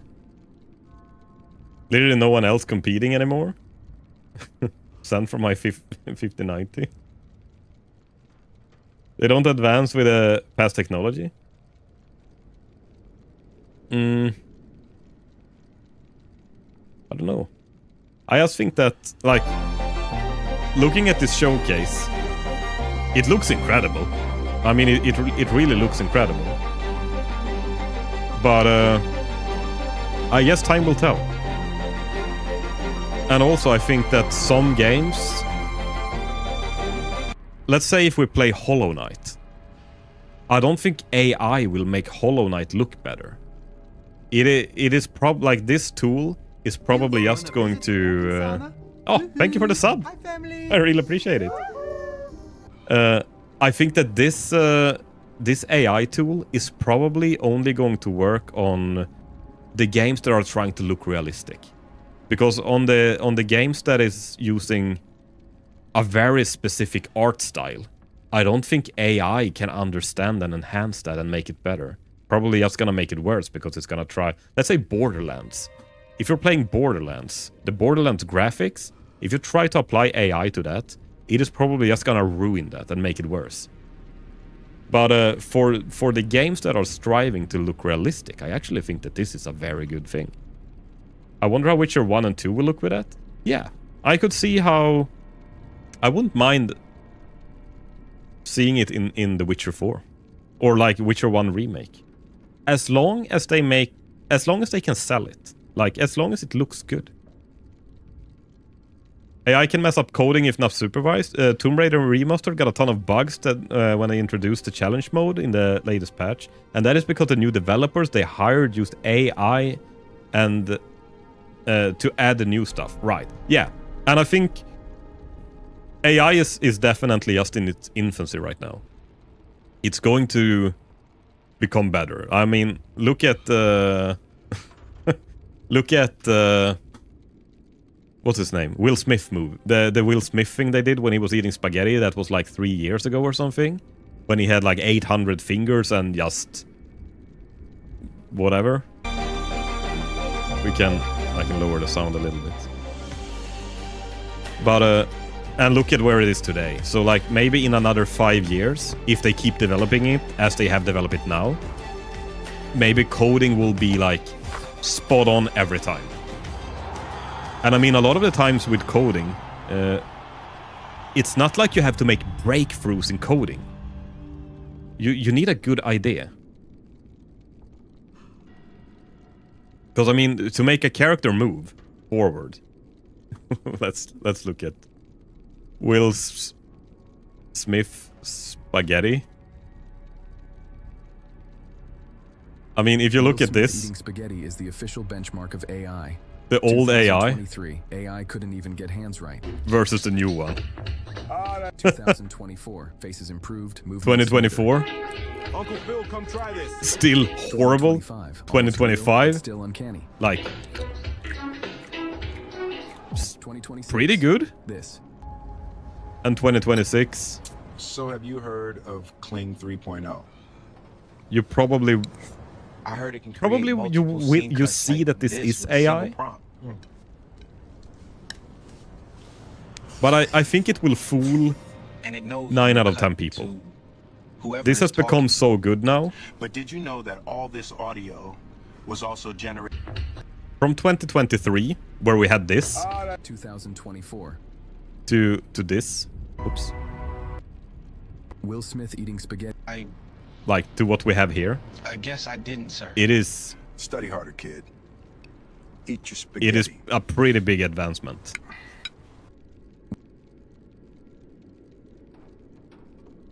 So who knows? Maybe in 5 years, you will be able to write code with AI and it can double check everything and you won't have a single bug. And I mean, that is just a great tool then for a game developer, because then I have started looking into game development a little bit. I've started making a little game that is never probably going to release, but like I have made a character move. There is so much shit you have to type, like so much code you have to write. And I even did it in Unreal Engine, which is using a blueprint system with like pre-made, like easy to use code pieces. You don't have to write the codes as it is. And like there is so much to make a character move and jump and sprint and like how you code it. And I mean, let's say me, I have so many game development ideas. I have so many games that I want to do. I know how I want them to play, but I do not know how to make the code in the Unreal Engine language. So I mean, let's say a guy like me then would actually have a shot at making a game. Of course, I can learn as well like everyone else with tutorials on YouTube from guys from India, but like there is... I think it's a good thing that it opens up opportunities for people. Yeah, I mean, every tutorial is a guy from India showing you how to do it. And honestly, it works. They're really good at making tutorials. So, like... oh, thank you. Thanks for the bit. Had to tip that? Oh, thanks. No, so that is... I think that's, like, for that, like, helping you be able to write code. Give a guy that has a good idea the opportunity to actually make his idea. That is what I want to see from AI. Like, AI replacing artists, I don't think is a good thing. I also, though, not for the artist's sake like that, because I think they probably thought the same when they invented the car. That every guy that worked... Imagine how many horses we had back in the day. And when they invented the car, that was a threat for all the guys that worked with, like, changing the horseshoes, stable boys, like all of this. But today I'm really goddamn glad that we actually are riding cars and not riding horses. So, for that matter as well, I think that a lot of maybe creators and digital artists and stuff like that, like the guys making... Yeah, it's hard, because this is also a creative work, whilst the car is basically just replacing... yeah, no, I don't really know. But I think that... I think AI is a good thing. I don't think all AI is good, though. I think there's a lot of AI that should probably be, like, left to humans. Just hire an Indian guy and pay him a third world salary? Corporate thinking 101? Yeah. No, so... And as well, like, AI can be really good tools. I know I work in a factory and in a research and development department. And it is very nice to use, like, let's say, Copilot to... If you have a... When we do testing on lubricating greases, there's like a standard that you follow with it. Like, these are the rules you have to go by when you do this test, because it has to be the same for everyone. And a lot of the times these are in different languages and they are really hard to understand sometimes. And like there's so many paragraphs to a standard that you can just take it with an AI and like summarize this standard for me, what I have to do. And it gives you a pretty good summarize. I mean, for things like that, I think it's a very good tool.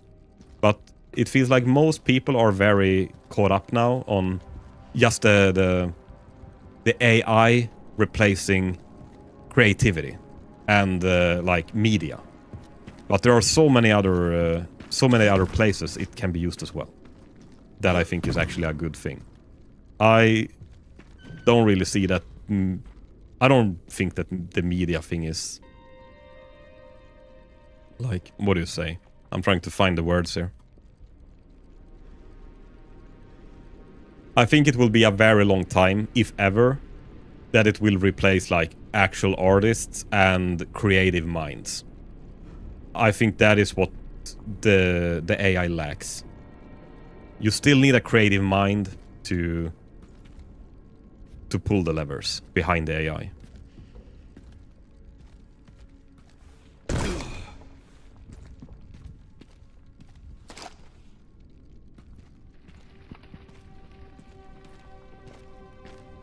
And I think for the people doing the art as well, you probably really have to have a vision. Like, you need a vision of what you want something to look like. And I mean, maybe a lot of artists will start using AI, but they're using AI then to create this vision. And I mean, let's say concept art. Concept art is always something new. It's always something that haven't been done before. So I have a hard time seeing as well how AI is gonna replace concept art. Since it's always based on something. But who knows? Maybe things will change in the future. But also, isn't AI kind of a bubble as well that feels like it's almost about to burst? There's been so much talk about AI and like so much goddamn money, especially in the stock market and everything, that's gone straight into these AI companies. Like, we don't get the RAM now because it's going to AI centers. All the computer component, like everything is going to AI centers. But wasn't it something that, and who was it? Was it Nvidia or OpenAI? OpenAI, I think. That basically cannot. They need new investors because they're not gonna be able to keep this up. It costs too much money, and they're not earning enough from it. So yeah, I guess we'll see. It could be that it's just a bubble as well that is about to burst.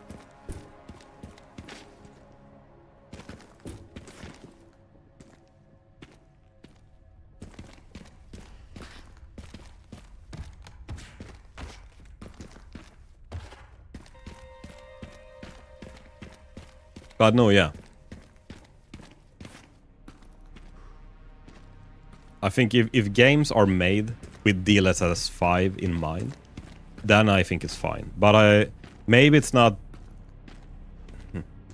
I'm actually a little split. I can see how it's not really fine to like put it on already made art in the games. But on the other hand, it also makes it look better, right? But I think it really depends on the game. If the game has a specific art style, I think you should probably stay away from it.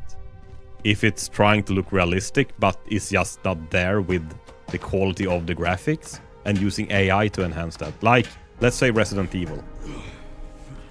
I think I have actually no problem in this game using AI to enhance how the characters look like. Because this is trying to strive for realism, to look more scary and look like, give you more immersion. And who knows, maybe it's super janky. RE engine is awesome. Yeah, I mean, look at these guys. They already look fantastic. It's not like that AI is gonna take this to new heights or anything. Because this is actually looking incredible already. But the thing is as well, we have only seen a showcase. Does it work in practice as well? And not just in theory? Or like in the showcase where they have taken like the absolute best parts? Or do you need like a powerhouse of a computer to run it? We don't know that either. Like maybe DLSS 5 is taking a tremendous amount of computing power. But it's like, it's a good thing, but does it work? So I guess we'll see. 1996. This is actually when Resident Evil... Didn't Resident Evil 1 release in 1996? With the Elite Stars members.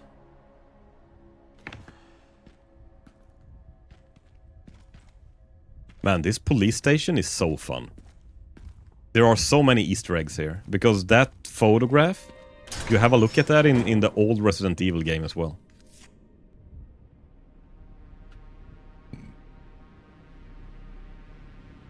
That's what AI should really be used for. Create new engines so that people will stop using Unreal. And we have well-optimized games again. I don't really know about... Is Unreal really bad at optimization? Maybe it is. Don't forget the note in Wesker's desk. Not trying to backseat? Oh, no. Don't worry. Don't worry. Where was Wesker's desk? Is that a... Let's see. Barry's to-do list. Oh, this is such a... I mean, Barry and Jill. And the stars. They're from Resident Evil 1. Were they in this office as well? I don't really remember the old lore, but...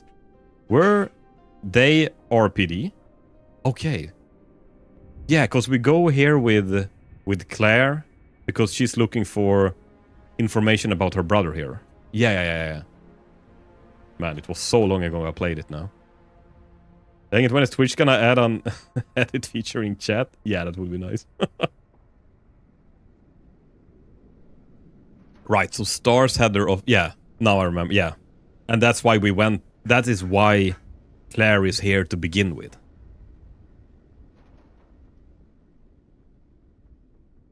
Turn in training plan for new recruits. Join Jill in the shooting range.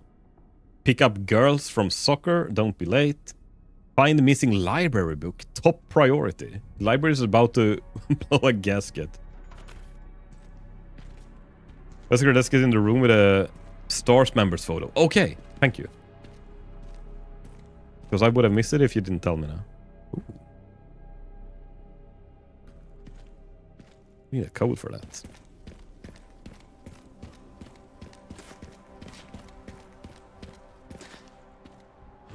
Was there a...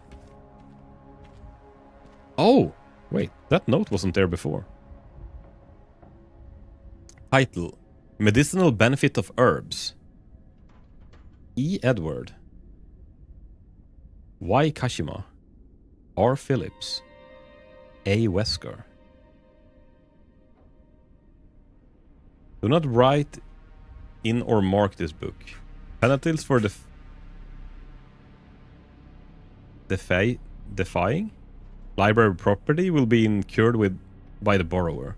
This book must be returned within 2 weeks of the borrow date.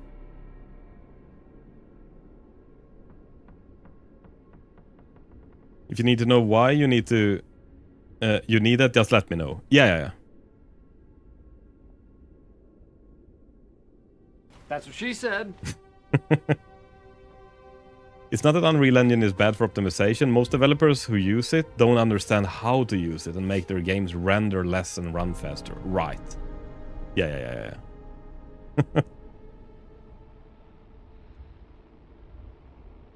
EYRA.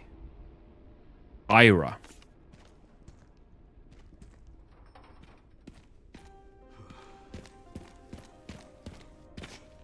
I'm almost guessing we're gonna have a clue to... You kids have fun solving this one? Barry? God damn it, Barry. Don't have time for games right now. Doubt there's anything in it. Well, maybe you should check.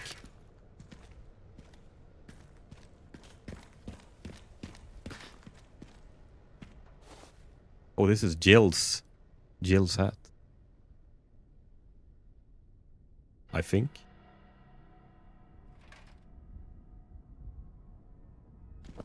Yeah.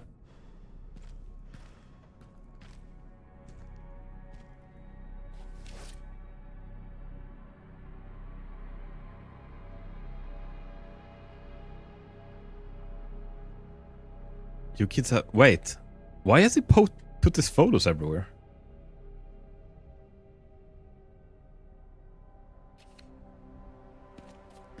Okay.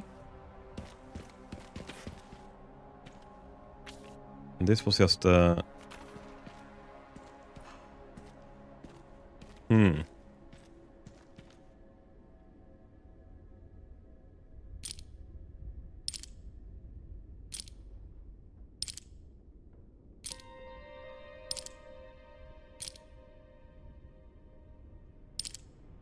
bun. Would be fun if that actually worked. I don't think I have that code yet. Most likely.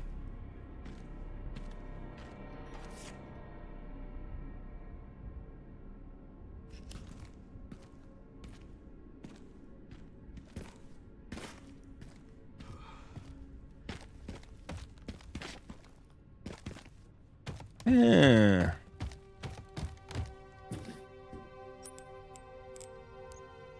Did it say was head to the east office?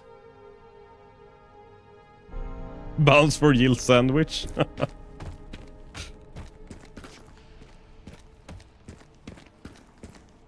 Yeah, what if you open the suitcase and there's just old moldy buns in there?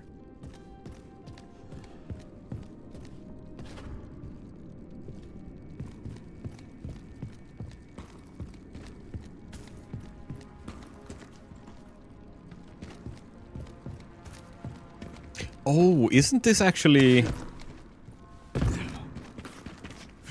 Oh.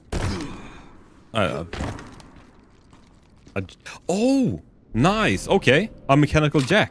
That's good. Isn't this actually where Mr. X crashed through the floor? I think I remember us being chased by Mr. X in this room. And didn't he break the floor there or something? Or he chased us everywhere, but... I have a question for you guys. If you have played Resident Evil 2, the remake, did you like that? And if you have played Resident Evil 1, because I honestly got so goddamn annoyed by Mr. X in that game. Can I give you a hint before you miss it? It's an Easter egg? Of course. Go ahead.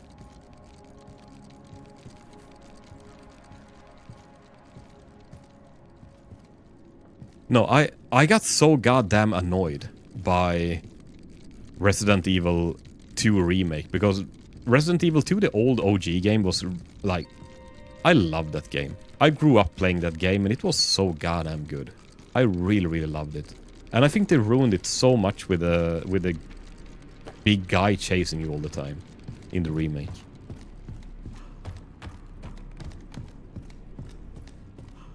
Go back upstairs? Yes.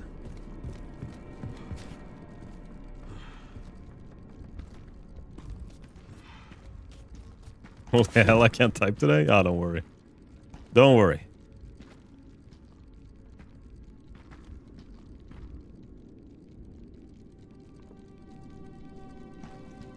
Man, I hear that.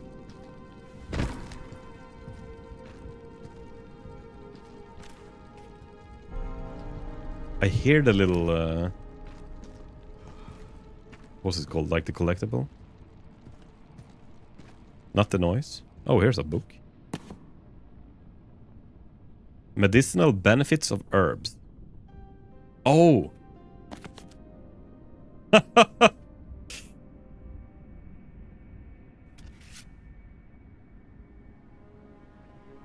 Rising Rookie Rebecca. Rebecca.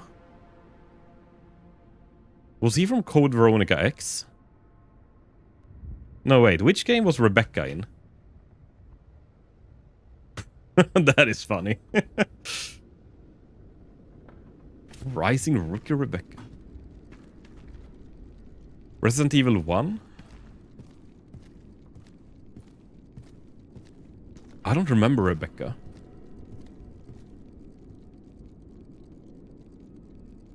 Just give me 1 second.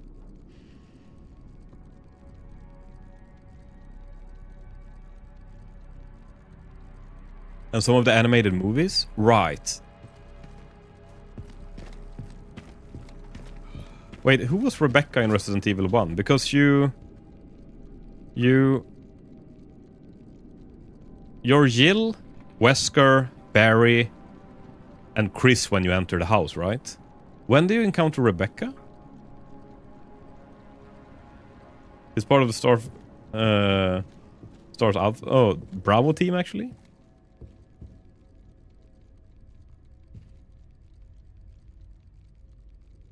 I don't remember when you were... I just remember the characters that you had when you entered the game.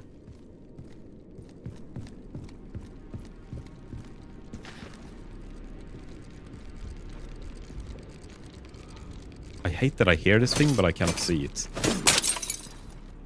The Mama Potat, hi! How are you doing?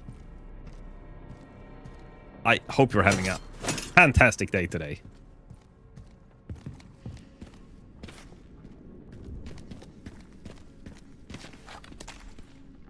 And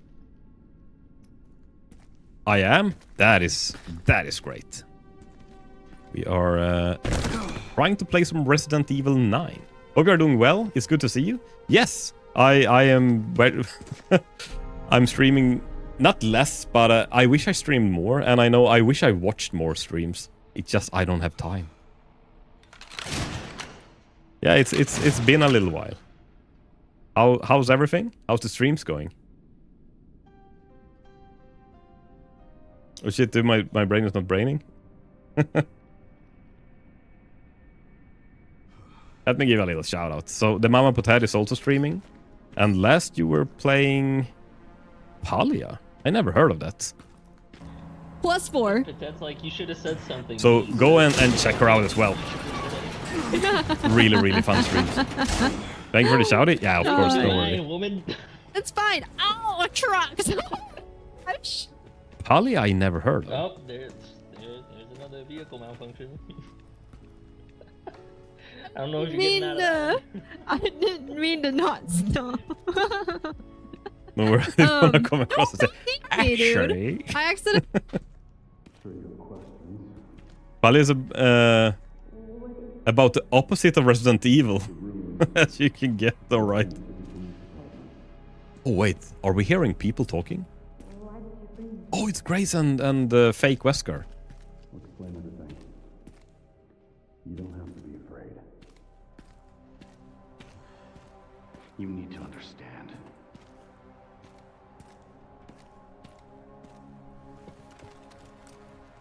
Covert military units from every country on Earth come to Raccoon City for one purpose.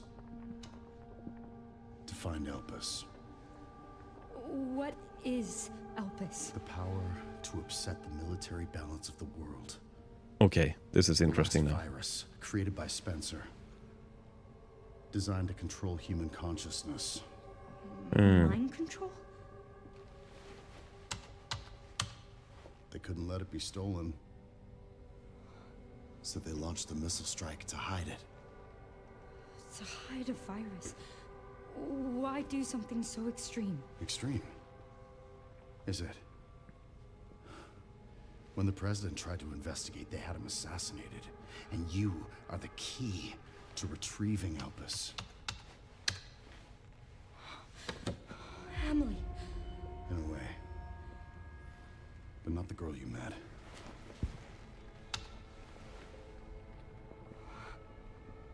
So many attempts. Are they tying all the games together with this? So many failures.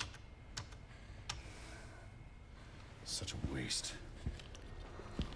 What do you mean? Kind of. Copies. Crafted to duplicate you. Sorry, I'll have a look in just a second what you guys are typing. Scrapped. I just want to check the cutscene. They each have their own sad story.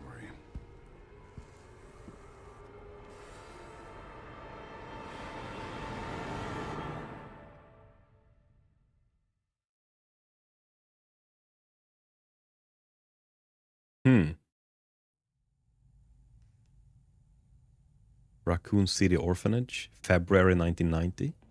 Oh my God! We need to do something. I called security, but nobody answered. They are out of control. Doctor, we can't contain them. Sedate them now! Are you kidding me? Get out of my way! Hey, are you awake? What?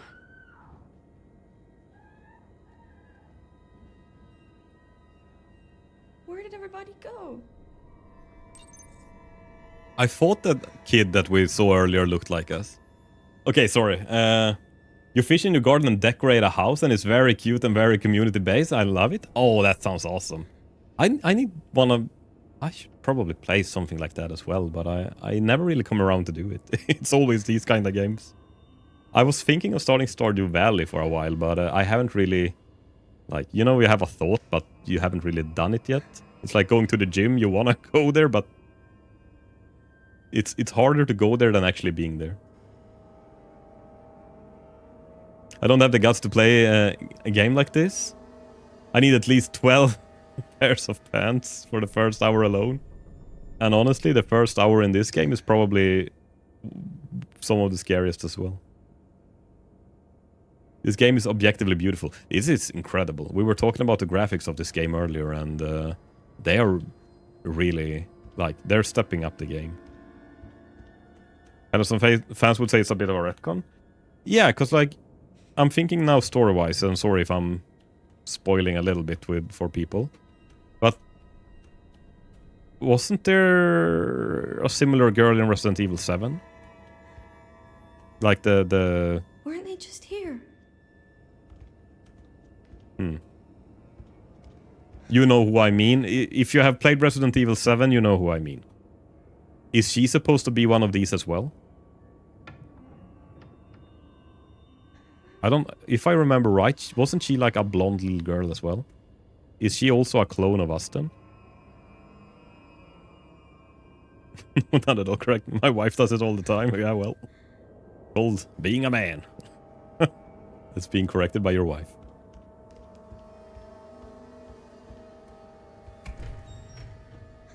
Oof.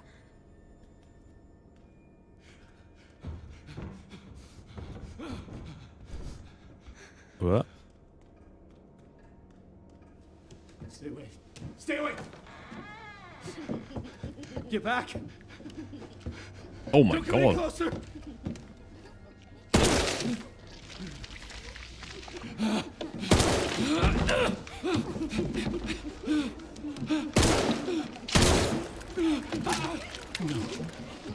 No, get back!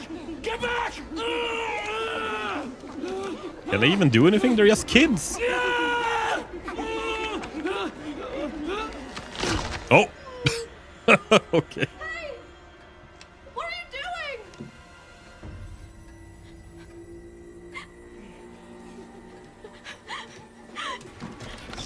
This is why I watch him play and not myself. Yeah. What was that? Just kid? Yeah. Classic kid behavior. Oh my god, okay. We're gonna hide under the bed.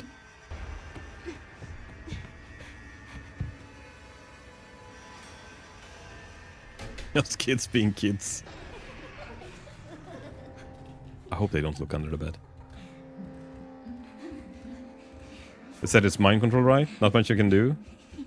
It's like Village of the Damned.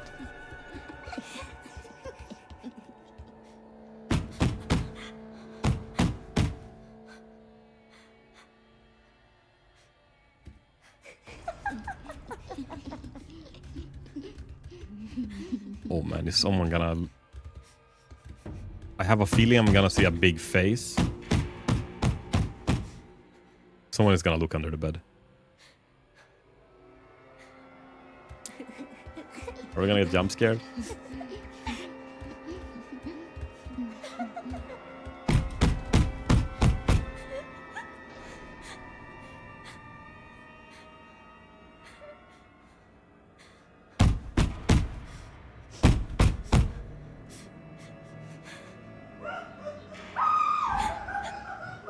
Oh.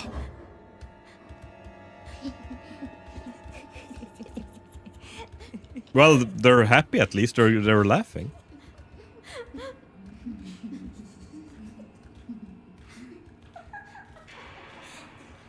I thought that was gonna be a jump scare.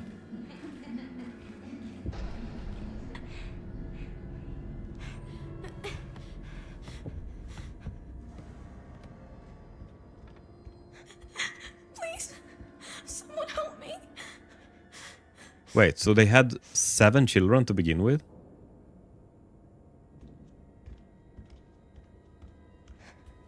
one thing that I love so much about Resident Evil games, especially like 7, 8, 9, or I don't know 9 yet, but and actually also the old games. Maybe not as I gotta replay 5 and 6. I've been shitting on those two games a lot.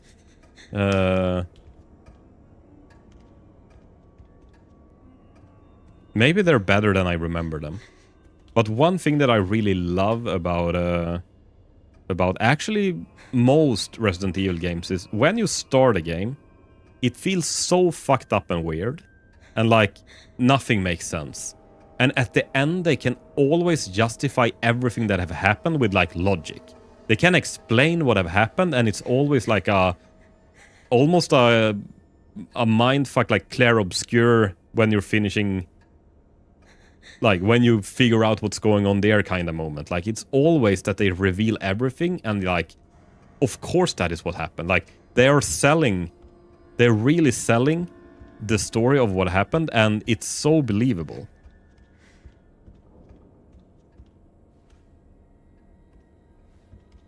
That is...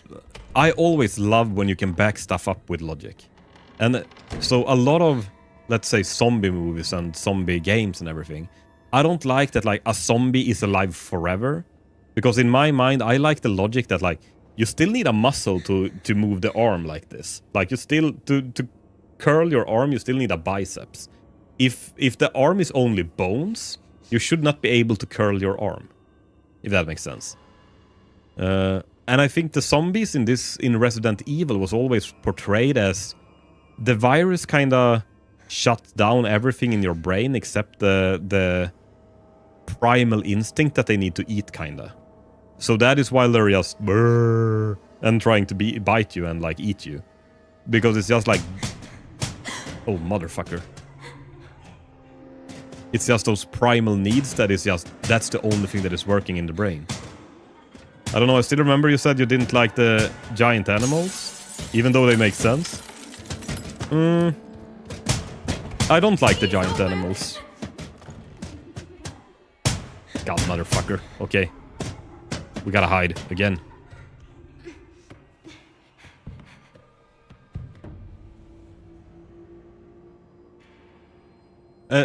I don't like when, like, I can see how some animals can grow a little bigger. Sure. But when it's like a tiny spider that becomes like a 2-story building. That I think... Oh my lord! Holy mother. That I think is too much over the top.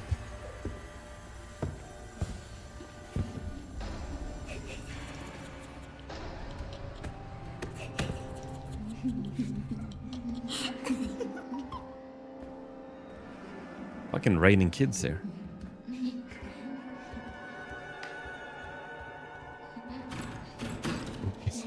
Another zombie elephant from Outbreak. I have to play that game. I never played Outbreak. And I have a few Resident Evil games that I have bought that I haven't played. Because I thought they were like weird like these... Oh.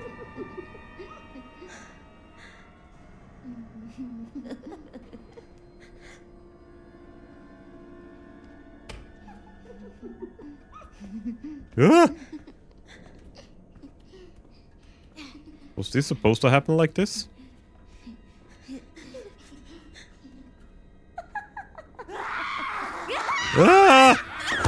Okay. Not like that.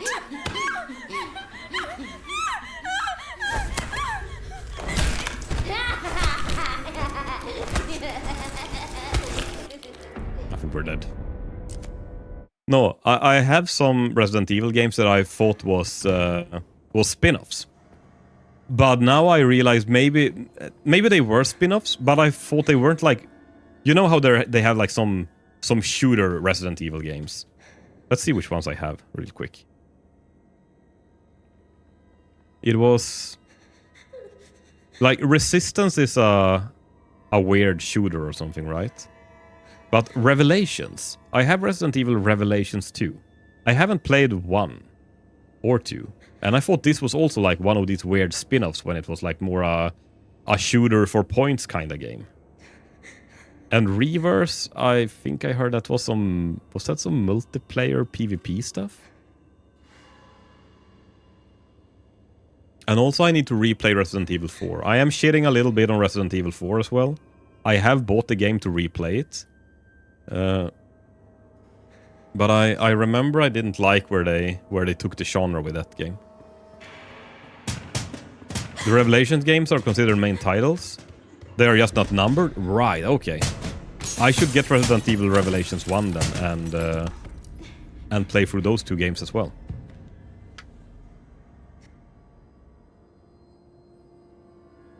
What a PG-13 way of saying killed. I don't even remember what I said.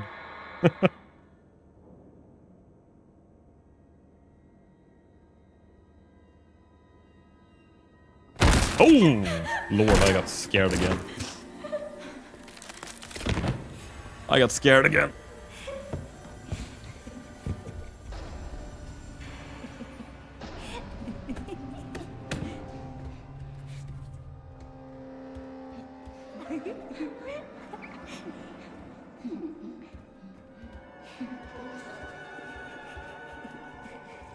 But wasn't the girl from Jump Scare so effective? It caught you twice? Yeah. Even knowing it happened, it caught me twice. Okay. So what do we do now? We don't have any items.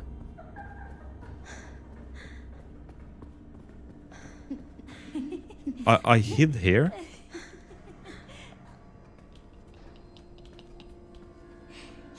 And she walked by. But now she's coming back.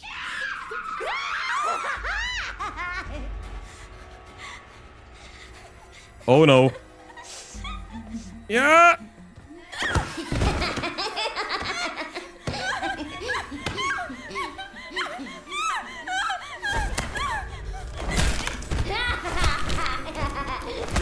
Maybe I'm not supposed to go here.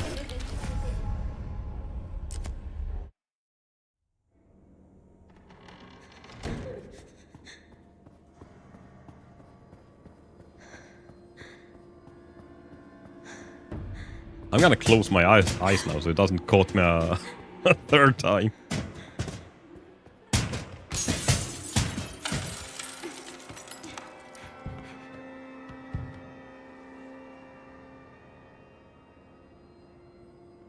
Is there another door in the hallway?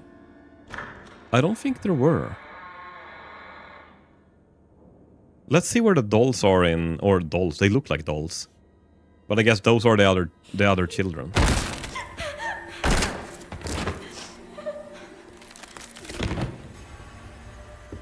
This makes me think as well. Are we cloned as well?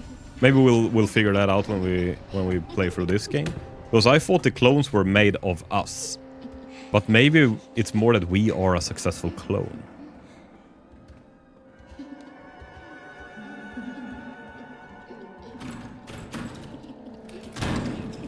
Maybe my screen is too dark. No, and it could be, I mean, I have lights in my eyes. I don't see very well either. But I'm guessing we cannot...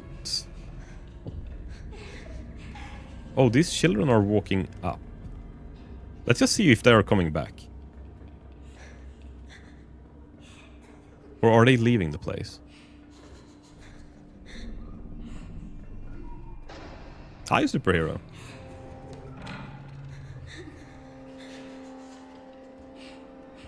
Or are they gonna jump down again?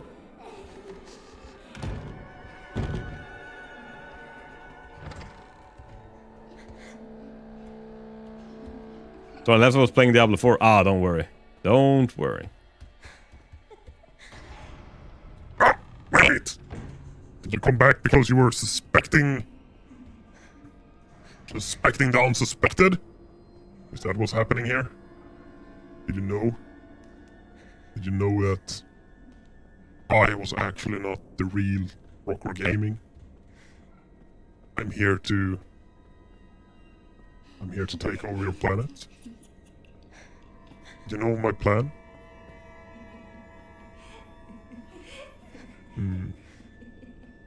I gotta speak with my supervisors. Since you know my plan, I have to see with my supervisors if we need to come and pay you a visit. You know.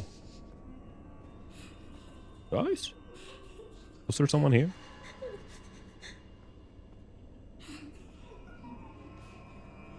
Okay, I don't think I see any doors. This looks suspiciously much like a bookshelf that can be moved, but our tiny little children hands can't push a bookshelf.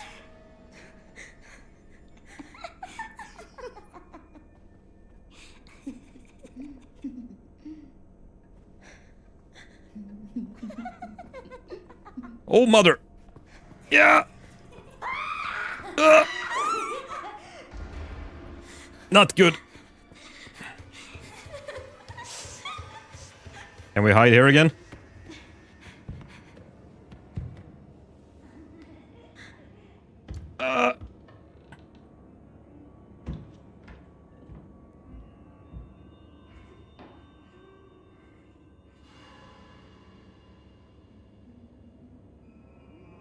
Man, this is a scary part. Holy shit.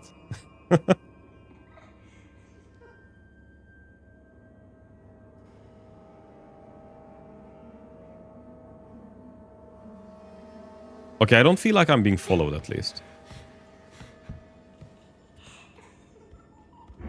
Oh!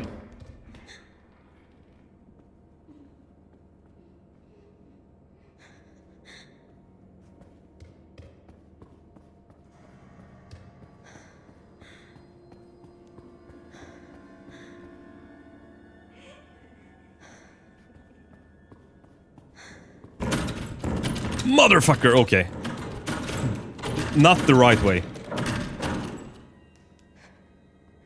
Is that a giant crocodile plushie? Yes. I want one. I wouldn't mind one now either, actually.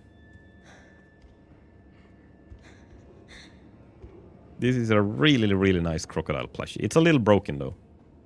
They've been...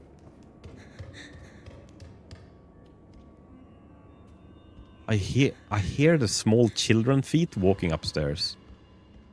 You know that, like, when they're barefoot?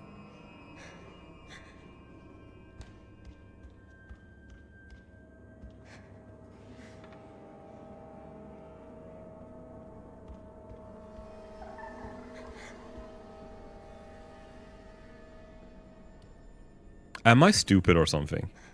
And chat, don't answer. Don't answer that one. I am having a hard time figuring out what I am supposed to do here. Because if I walk up here... Oh! Okay, never mind. Never mind.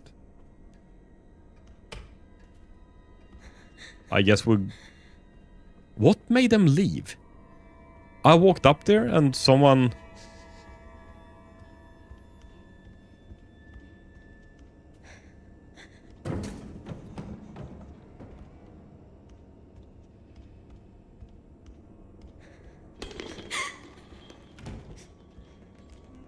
Is this place haunted? Can't let them find me. Can we hide here in the dark, maybe?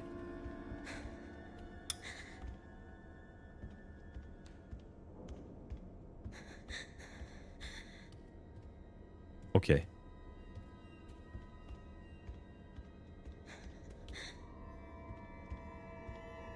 We're gonna make sounds now when we pull this shit out.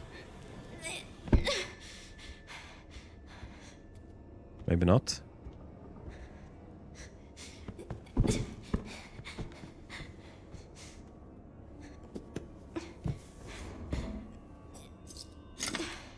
Oh, that's a big keychain. Holy crap. We're like a janitor of this place now.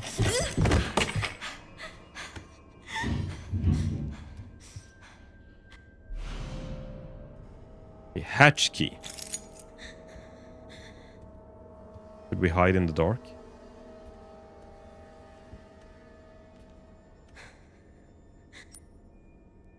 A brass key with an ornate hook. It's heavy in a child's hand.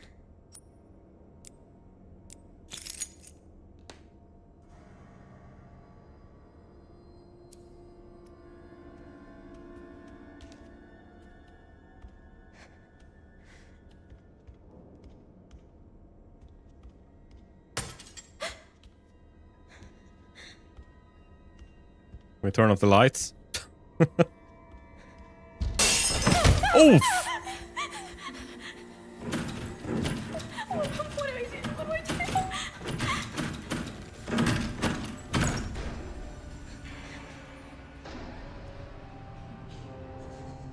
We need Leon.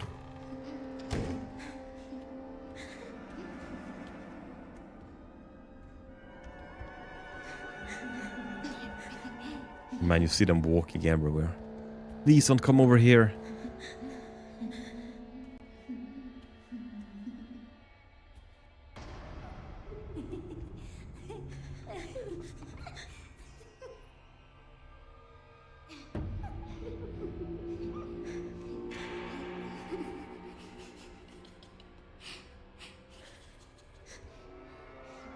No, no, no, no, no, no, no, no.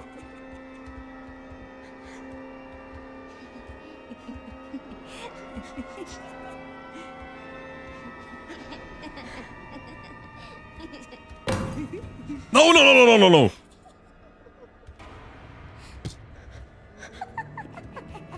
This is why you don't get kids.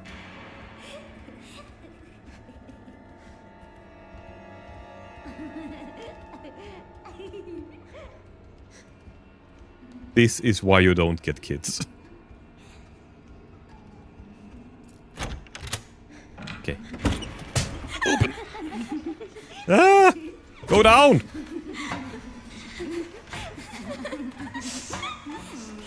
Oh, I hate this so much. Are they gonna fall after me now? Please just be a bad dream.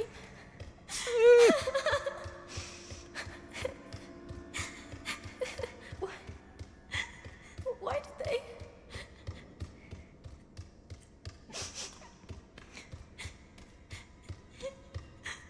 Oh, there's gonna be some bullshit here.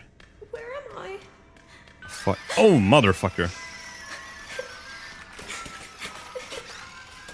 Let's go.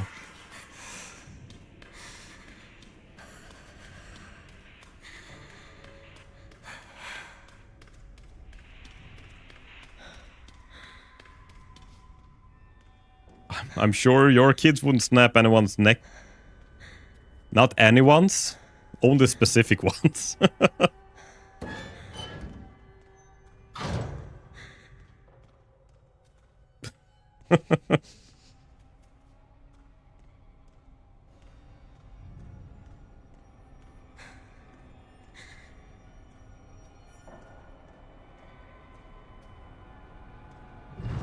I'm vibe coding now?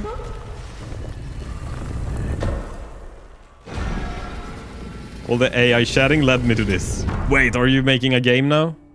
Are you an Unreal Engine professional now with AI coding?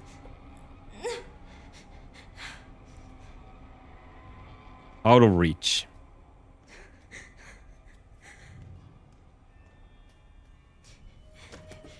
I'm a professional web developer now. Nice.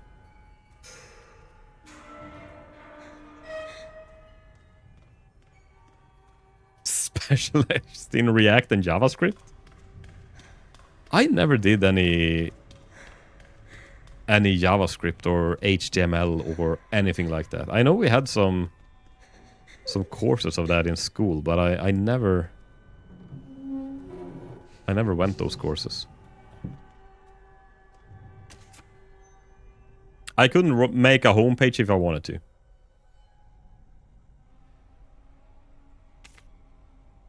Name of deceased, Charlotte. Age, 7 years and 2 months. Sex, female. Date of death, January 14th, 1990.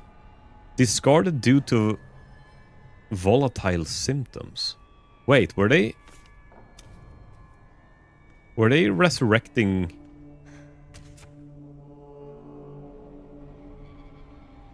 7 years. Were they resurrecting children with this T-virus? This might help get the ladder down.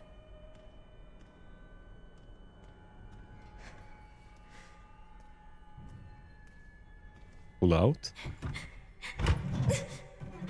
We're pretty strong. Now you can open Cloud AI and have it make it make you one. Right. I don't know if I need. Actually, maybe I need a homepage. Maybe I should make a Rocker Gaming homepage for all the sponsorships and the upcoming important whatever. I'll do it for you in a heartbeat.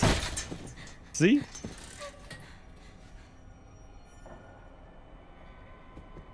It's coding for me while I chat. See, there you go. Easy as pie.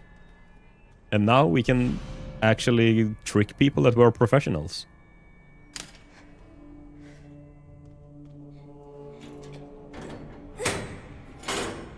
Couldn't her small children arms just reach in here and open this? We're gonna get so fucking jump scared on the way back here. Or maybe not.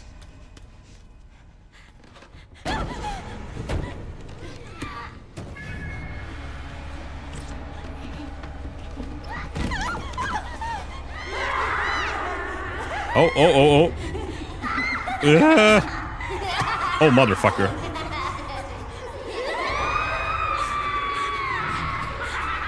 Just get the ladder.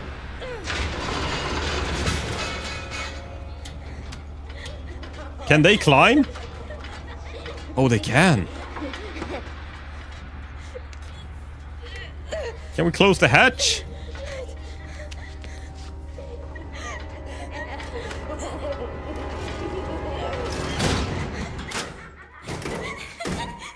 I mean, they're strong enough to snap a man's neck. They should be able to open a hatch. Ooh, a percolator. What nice. Is this place?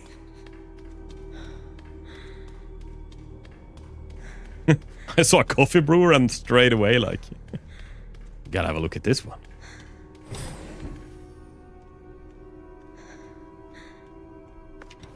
A very interesting architecture that, like, we went from a children's hospital to a brick sewer to a Gothic cathedral to a high-tech research facility. Though the Series 60 possesses recombinant DNA, increasing the volume of Spencer's injected plasma did not result in successful memory transfer. Mental abnormalities were developed. While we will perform the next medical procedure and progress to the final phase. However, after adjusting the viral load in the blood of Series 70 subject Chloe, improved signs of stability were observed. We will continue to monitor her progress. Okay.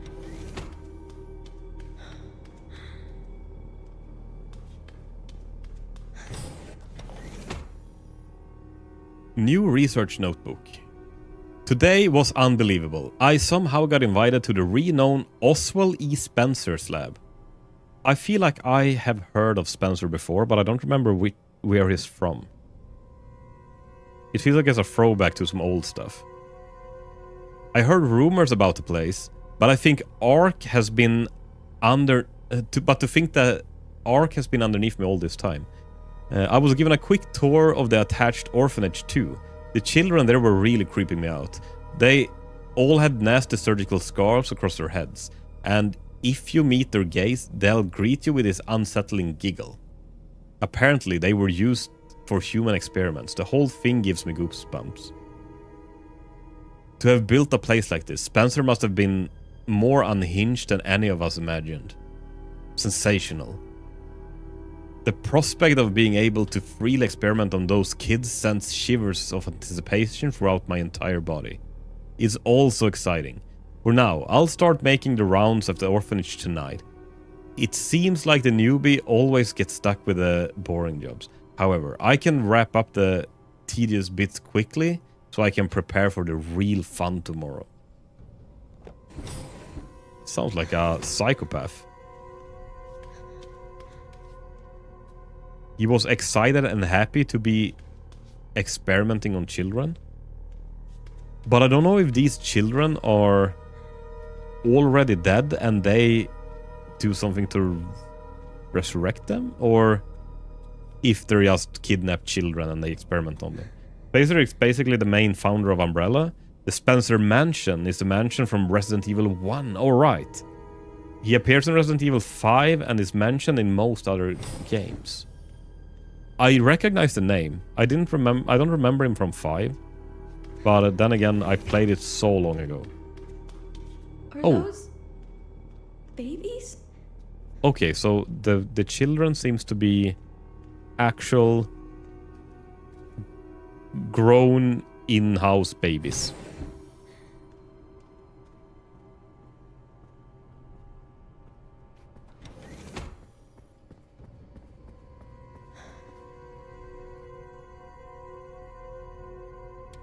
And we don't remember this. I mean, this apparently is us when we were young, but we don't have any memory of this.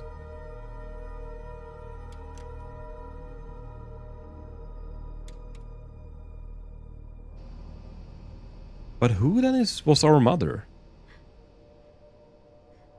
She cannot have been our real mother then. Was she as a foster parent? Is that how I...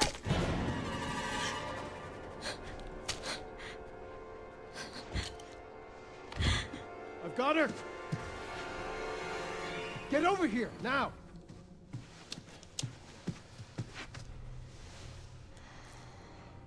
She's showing symptoms too.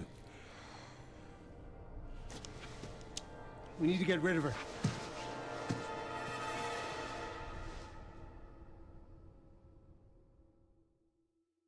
I wonder if Resident Evil story is based on some real life events, secret lab and a virus gone rogue, government involved, etc. I mean, maybe. But also remember, I was thinking you could probably... They weren't able to recreate Spencer's... Oh, I'm just gonna see what they say here. But now we have the original. We have you. You can unlock Elpis at Ark. That's where we'll go.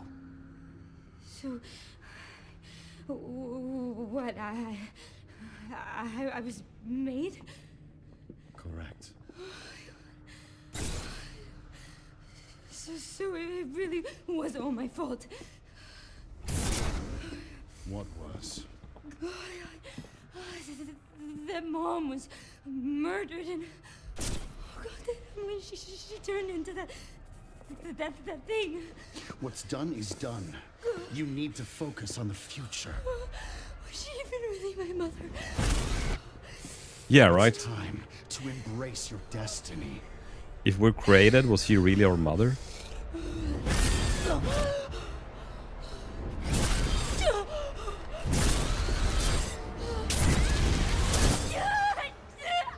Chris!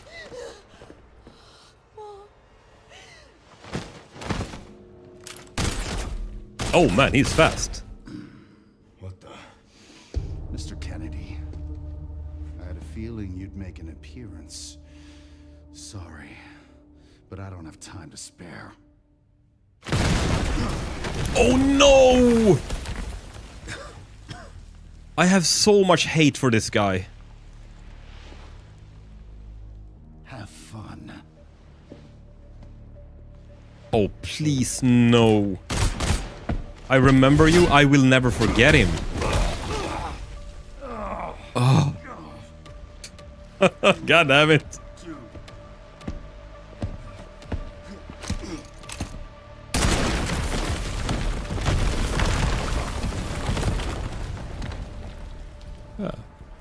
How did he know that was gonna happen? Sherry. Wasn't there an orphanage around here? Yes, there was. Why? I'm gonna do some digging. No, he doesn't even care about Mr. X. No, what I was gonna say was that, like, let's say if they did base this on true... Oh, motherfucker! If they did base this on true events... I don't have time to deal with this. Also remember that... Oh! Woo! The game released 1996, the first one. Ooh. Can we... Oh, he does not care about being shot. Or maybe he does.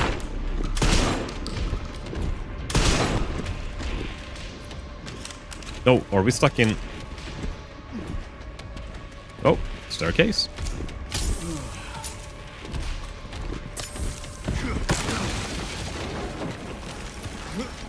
Can he jump?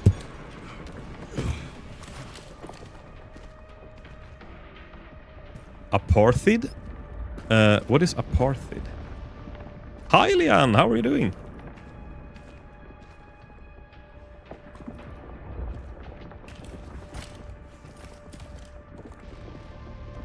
Will I zone out? Don't worry.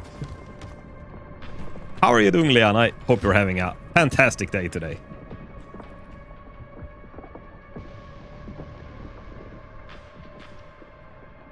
Yeah, what is apartheid? I've never heard of that before. Doing good. I think I've solved my GPU issues. Oh, that is awesome. Oh, crap. Oh. Oh. Wait, what? That didn't work. Do we have a recovery item? We need a recovery item. We need a green herb to put on the wound. Let me give you a little shouty. So, guys, if you have not followed Leanne, go give her a follow. She's doing really, really funny Ark Raiders videos when she's sounding like a GPS or an android. And it's really funny when she's messing with people. And also played some... Are you gonna finish up the Armored Core as well? Wait. It should be playing a clip. There it comes. So go drop Liana follow as well and check her out. He was trying to defend himself. Oh, you're playing horror as well. I just sent you the coordinates. Dang it! Let's see what's it. Gemini said apartheid was a system of institutionalized racial segregation and discrimination in South Africa 1948 to 1994. It enforced white supremacy, stripping non-white citizens of rights and land. Didn't they do that recently as well? I don't think they stopped at 1994. From what I've heard from people in... No, wait, the other way around. I don't remember. I had a guy that was from South Africa that was a customer I had when I was working with motorcycles, and he wasn't super happy. Like, I probably don't know the controls anymore. Yeah. No, but I think it's like riding a bike. You'll get right back into it. I remember the government had introduced polio in apartheid as an experiment. Really? Maybe I'm mixing it up with something else. Resident Evil 1.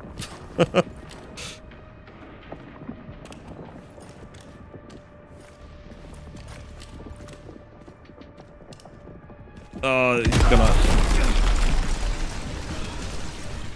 I don't have time to God damn it. I hate this guy so much. In every game I play. Oh, where am I going? Here. Oh.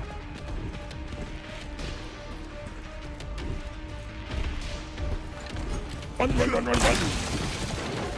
I don't want to replay that game. No. It was kind of fun. I could actually see myself replaying that game. I don't mind. Oh dear. Get it? Oh dear.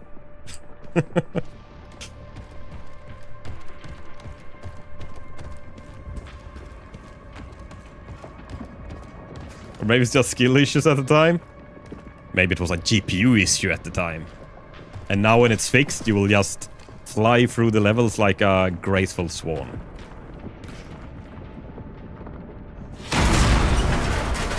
Oh, okay. That's... Give me a goddamn break. Where are we supposed to go now? To the deer?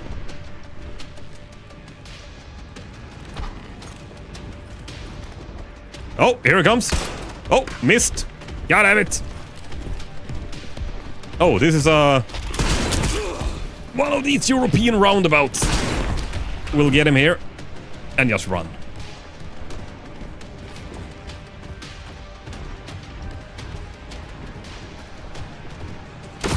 Oh.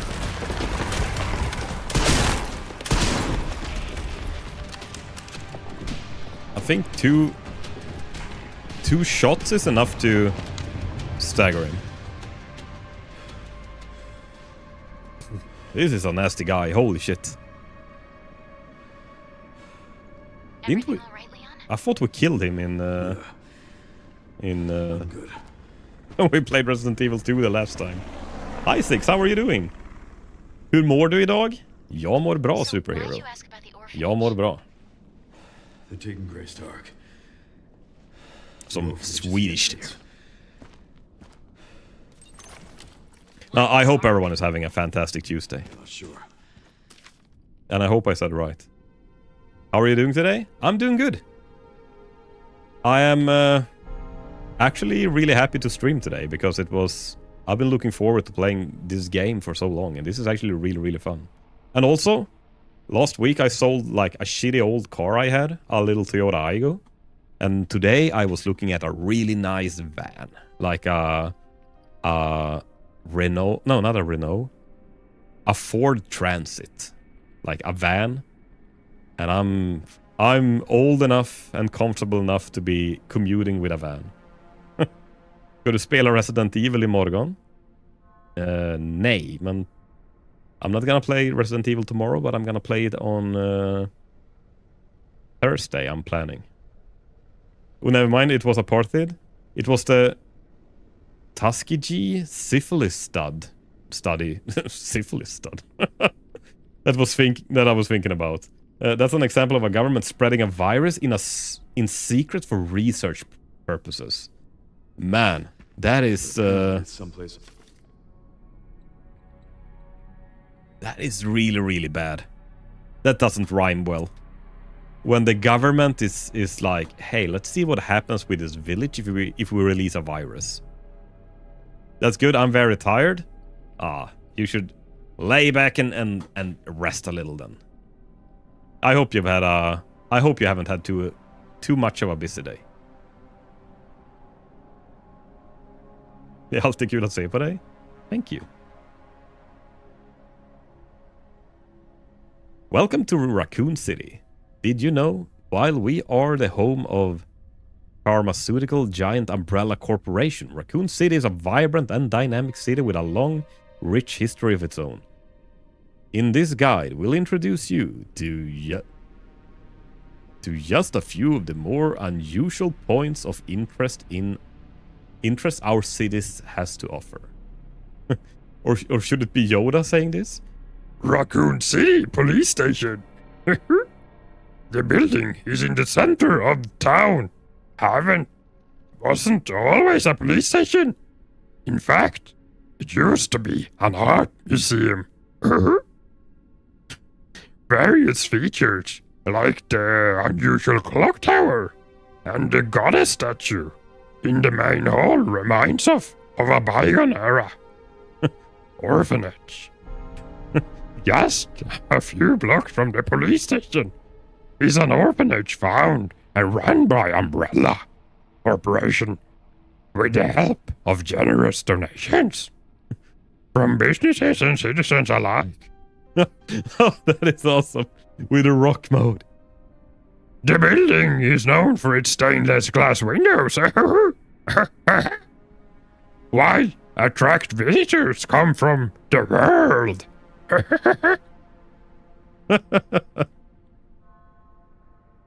Important. Well, that was something. Yes. The force is strong in this one.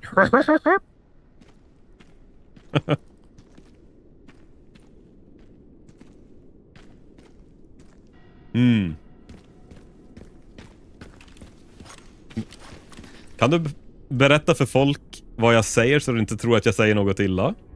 Yes. If I can tell people what you're saying so they don't think you're saying something bad.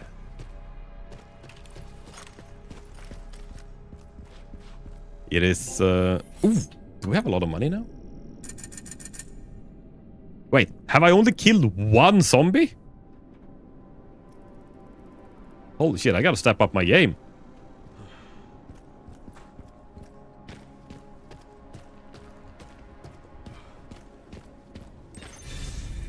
Escape or PD?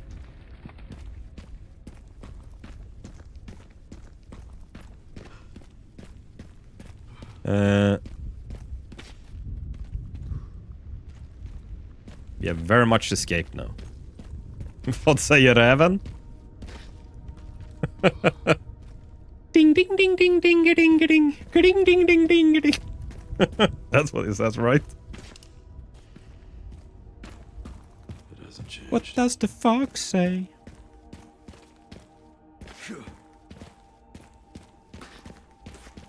Boo, I wanna speak Rockerish too. Gillar du när det snöade min bakgrund? Det var fint. Ska jag börja prata svenska mer nu? Jag kan prata svenska resten av streamen. Så kan ni lära er lite grann. Right, guys? You agree? Right?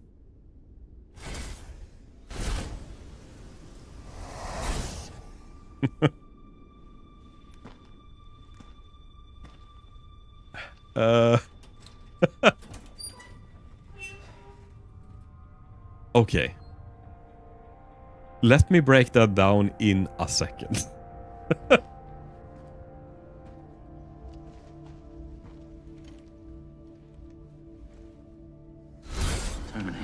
Oh, I was just gonna say, wasn't this the gun shop owner? You're supposed to know something. How did this happen?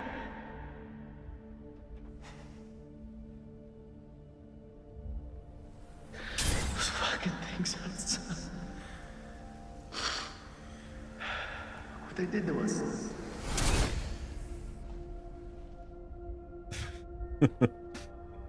I'm so sorry. Oh no. Can we kill that big dude once and for all now? Never again. Rip Kenda and his daughter? Yeah. This was actually kinda sad. They just locked themselves in here. And that was apparently it. What's his name? Kendo? Okay, let's see. Blåstrimfla. Grönkvistade sjöpladder. Kringelvrål. Where the hell did you find these words? Fnisselunga över skymningsbräda. Tusseltramp i mjukdimma. Där flärpiga snorvelträd viskar krummelunka-visor till snedhoppade fjäderfjun. Like, these is the weirdest words I've probably never seen in Swedish. I'm a lurker, avoiding spoilers. Thank you. Have a good stream. Oh, thank you so much, Leon, for lurking. I really appreciate it. Thank you. Glimmerstänkta klotterbäckar porlar fnurrigt genom skralbänta mosskuddar medan Prasselknäppar och surrsnoddar virvlar runt i ett luddigt sus. What the hell is this? What did you type, Airbus? Of course, yeah. Oh, thank you. You'll all remember him by his awesome Souls gun. This is where you got the shotgun in the second game, right? Hur är vädret? How's the weather? It is very dark. It's pitch black outside here. I had AI slop generate Swedish gibberish. This is not... Yes.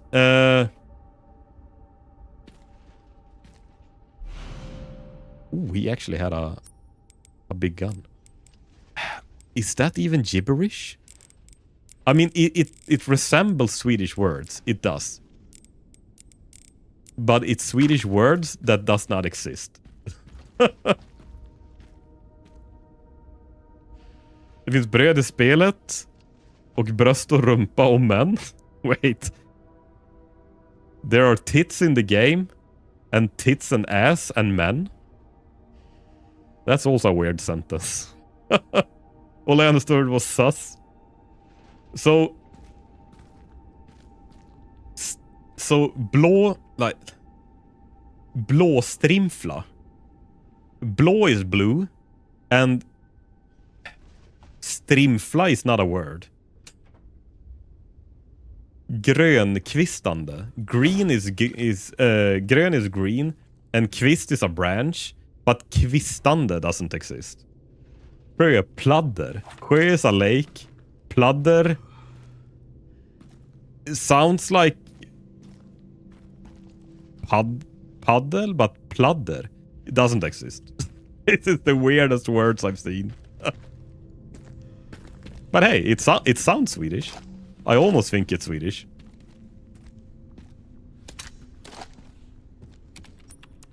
Maybe we should make a... Oh!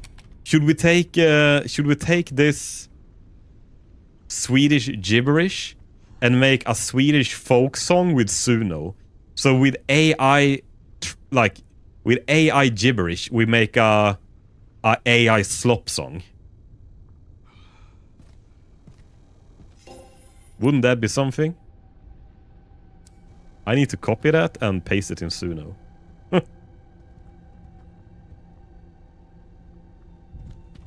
I don't know if I'm allowed to... Am I allowed to play a Suno song on stream? I should be allowed to do that, right? Because I know you have to be subscribed or something to use it for commercial use. But I'm not sure if need to be... Like, if I don't have the file... Am I using it for commercial use if I play it on stream?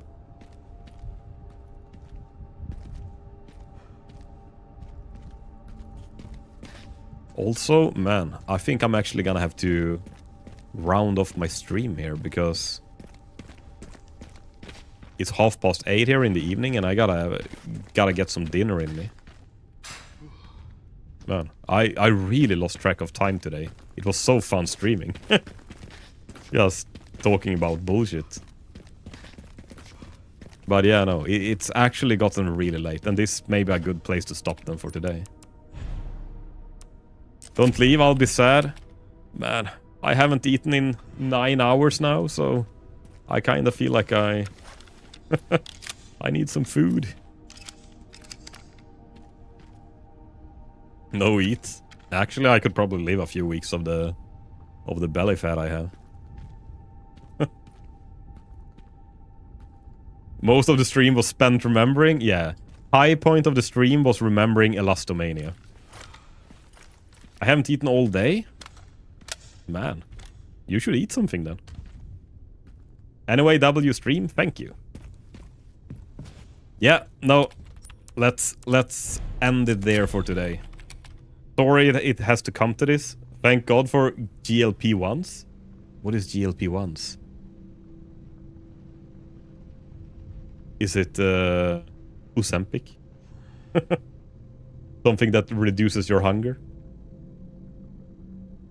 Sad? Yeah. All right. Yeah, there are some pills, right, that is helping you not feel hungry, which is actually I guess, pretty effective.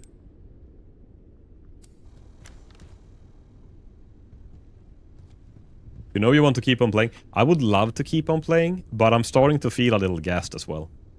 I probably need to get some food, and I've been up for a while as well. Just fast like me, no Ozempic shots. That's for the zombies. I'm doing a carnivore diet right now, kind of. Not more keto, but more carnivore. I do eat only meat, but I do have some vegetables sometimes, but maybe once a week. So being in constant ketosis is kind of like, it's not really fasting, but I don't get as hungry as when I eat normal food with carbs and stuff. It's all okay, just talk. Some last energy drinks. Yeah. No, so I'm actually not feeling... I know I should eat, because if I eat too late, it's gonna be hard to sleep as well. But I could probably go without eating now, because I'm not that hungry. Usually I don't get that hungry when I'm on this diet either.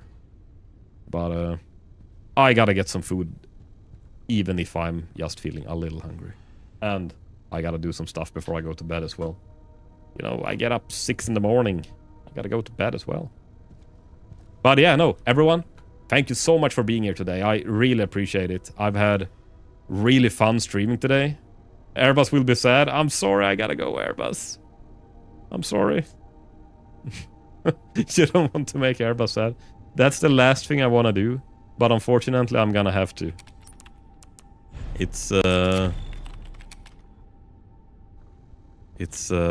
I do this because I love you, okay?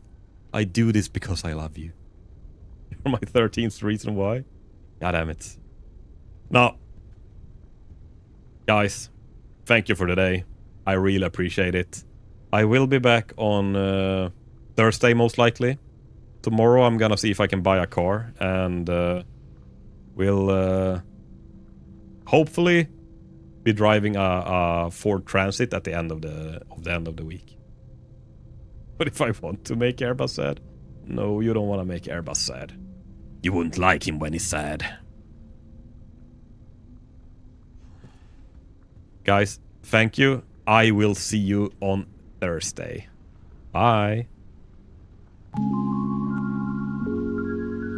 Also, follow or subscribe if you're on YouTube. I would love that. Have a good one, Rocker. Thank you so much. I really, I appreciate you guys being here. It is so fun streaming to have when you're here and just hanging around. Time to spend some time with the e-girls. Well, you gotta upgrade, right? Toodles.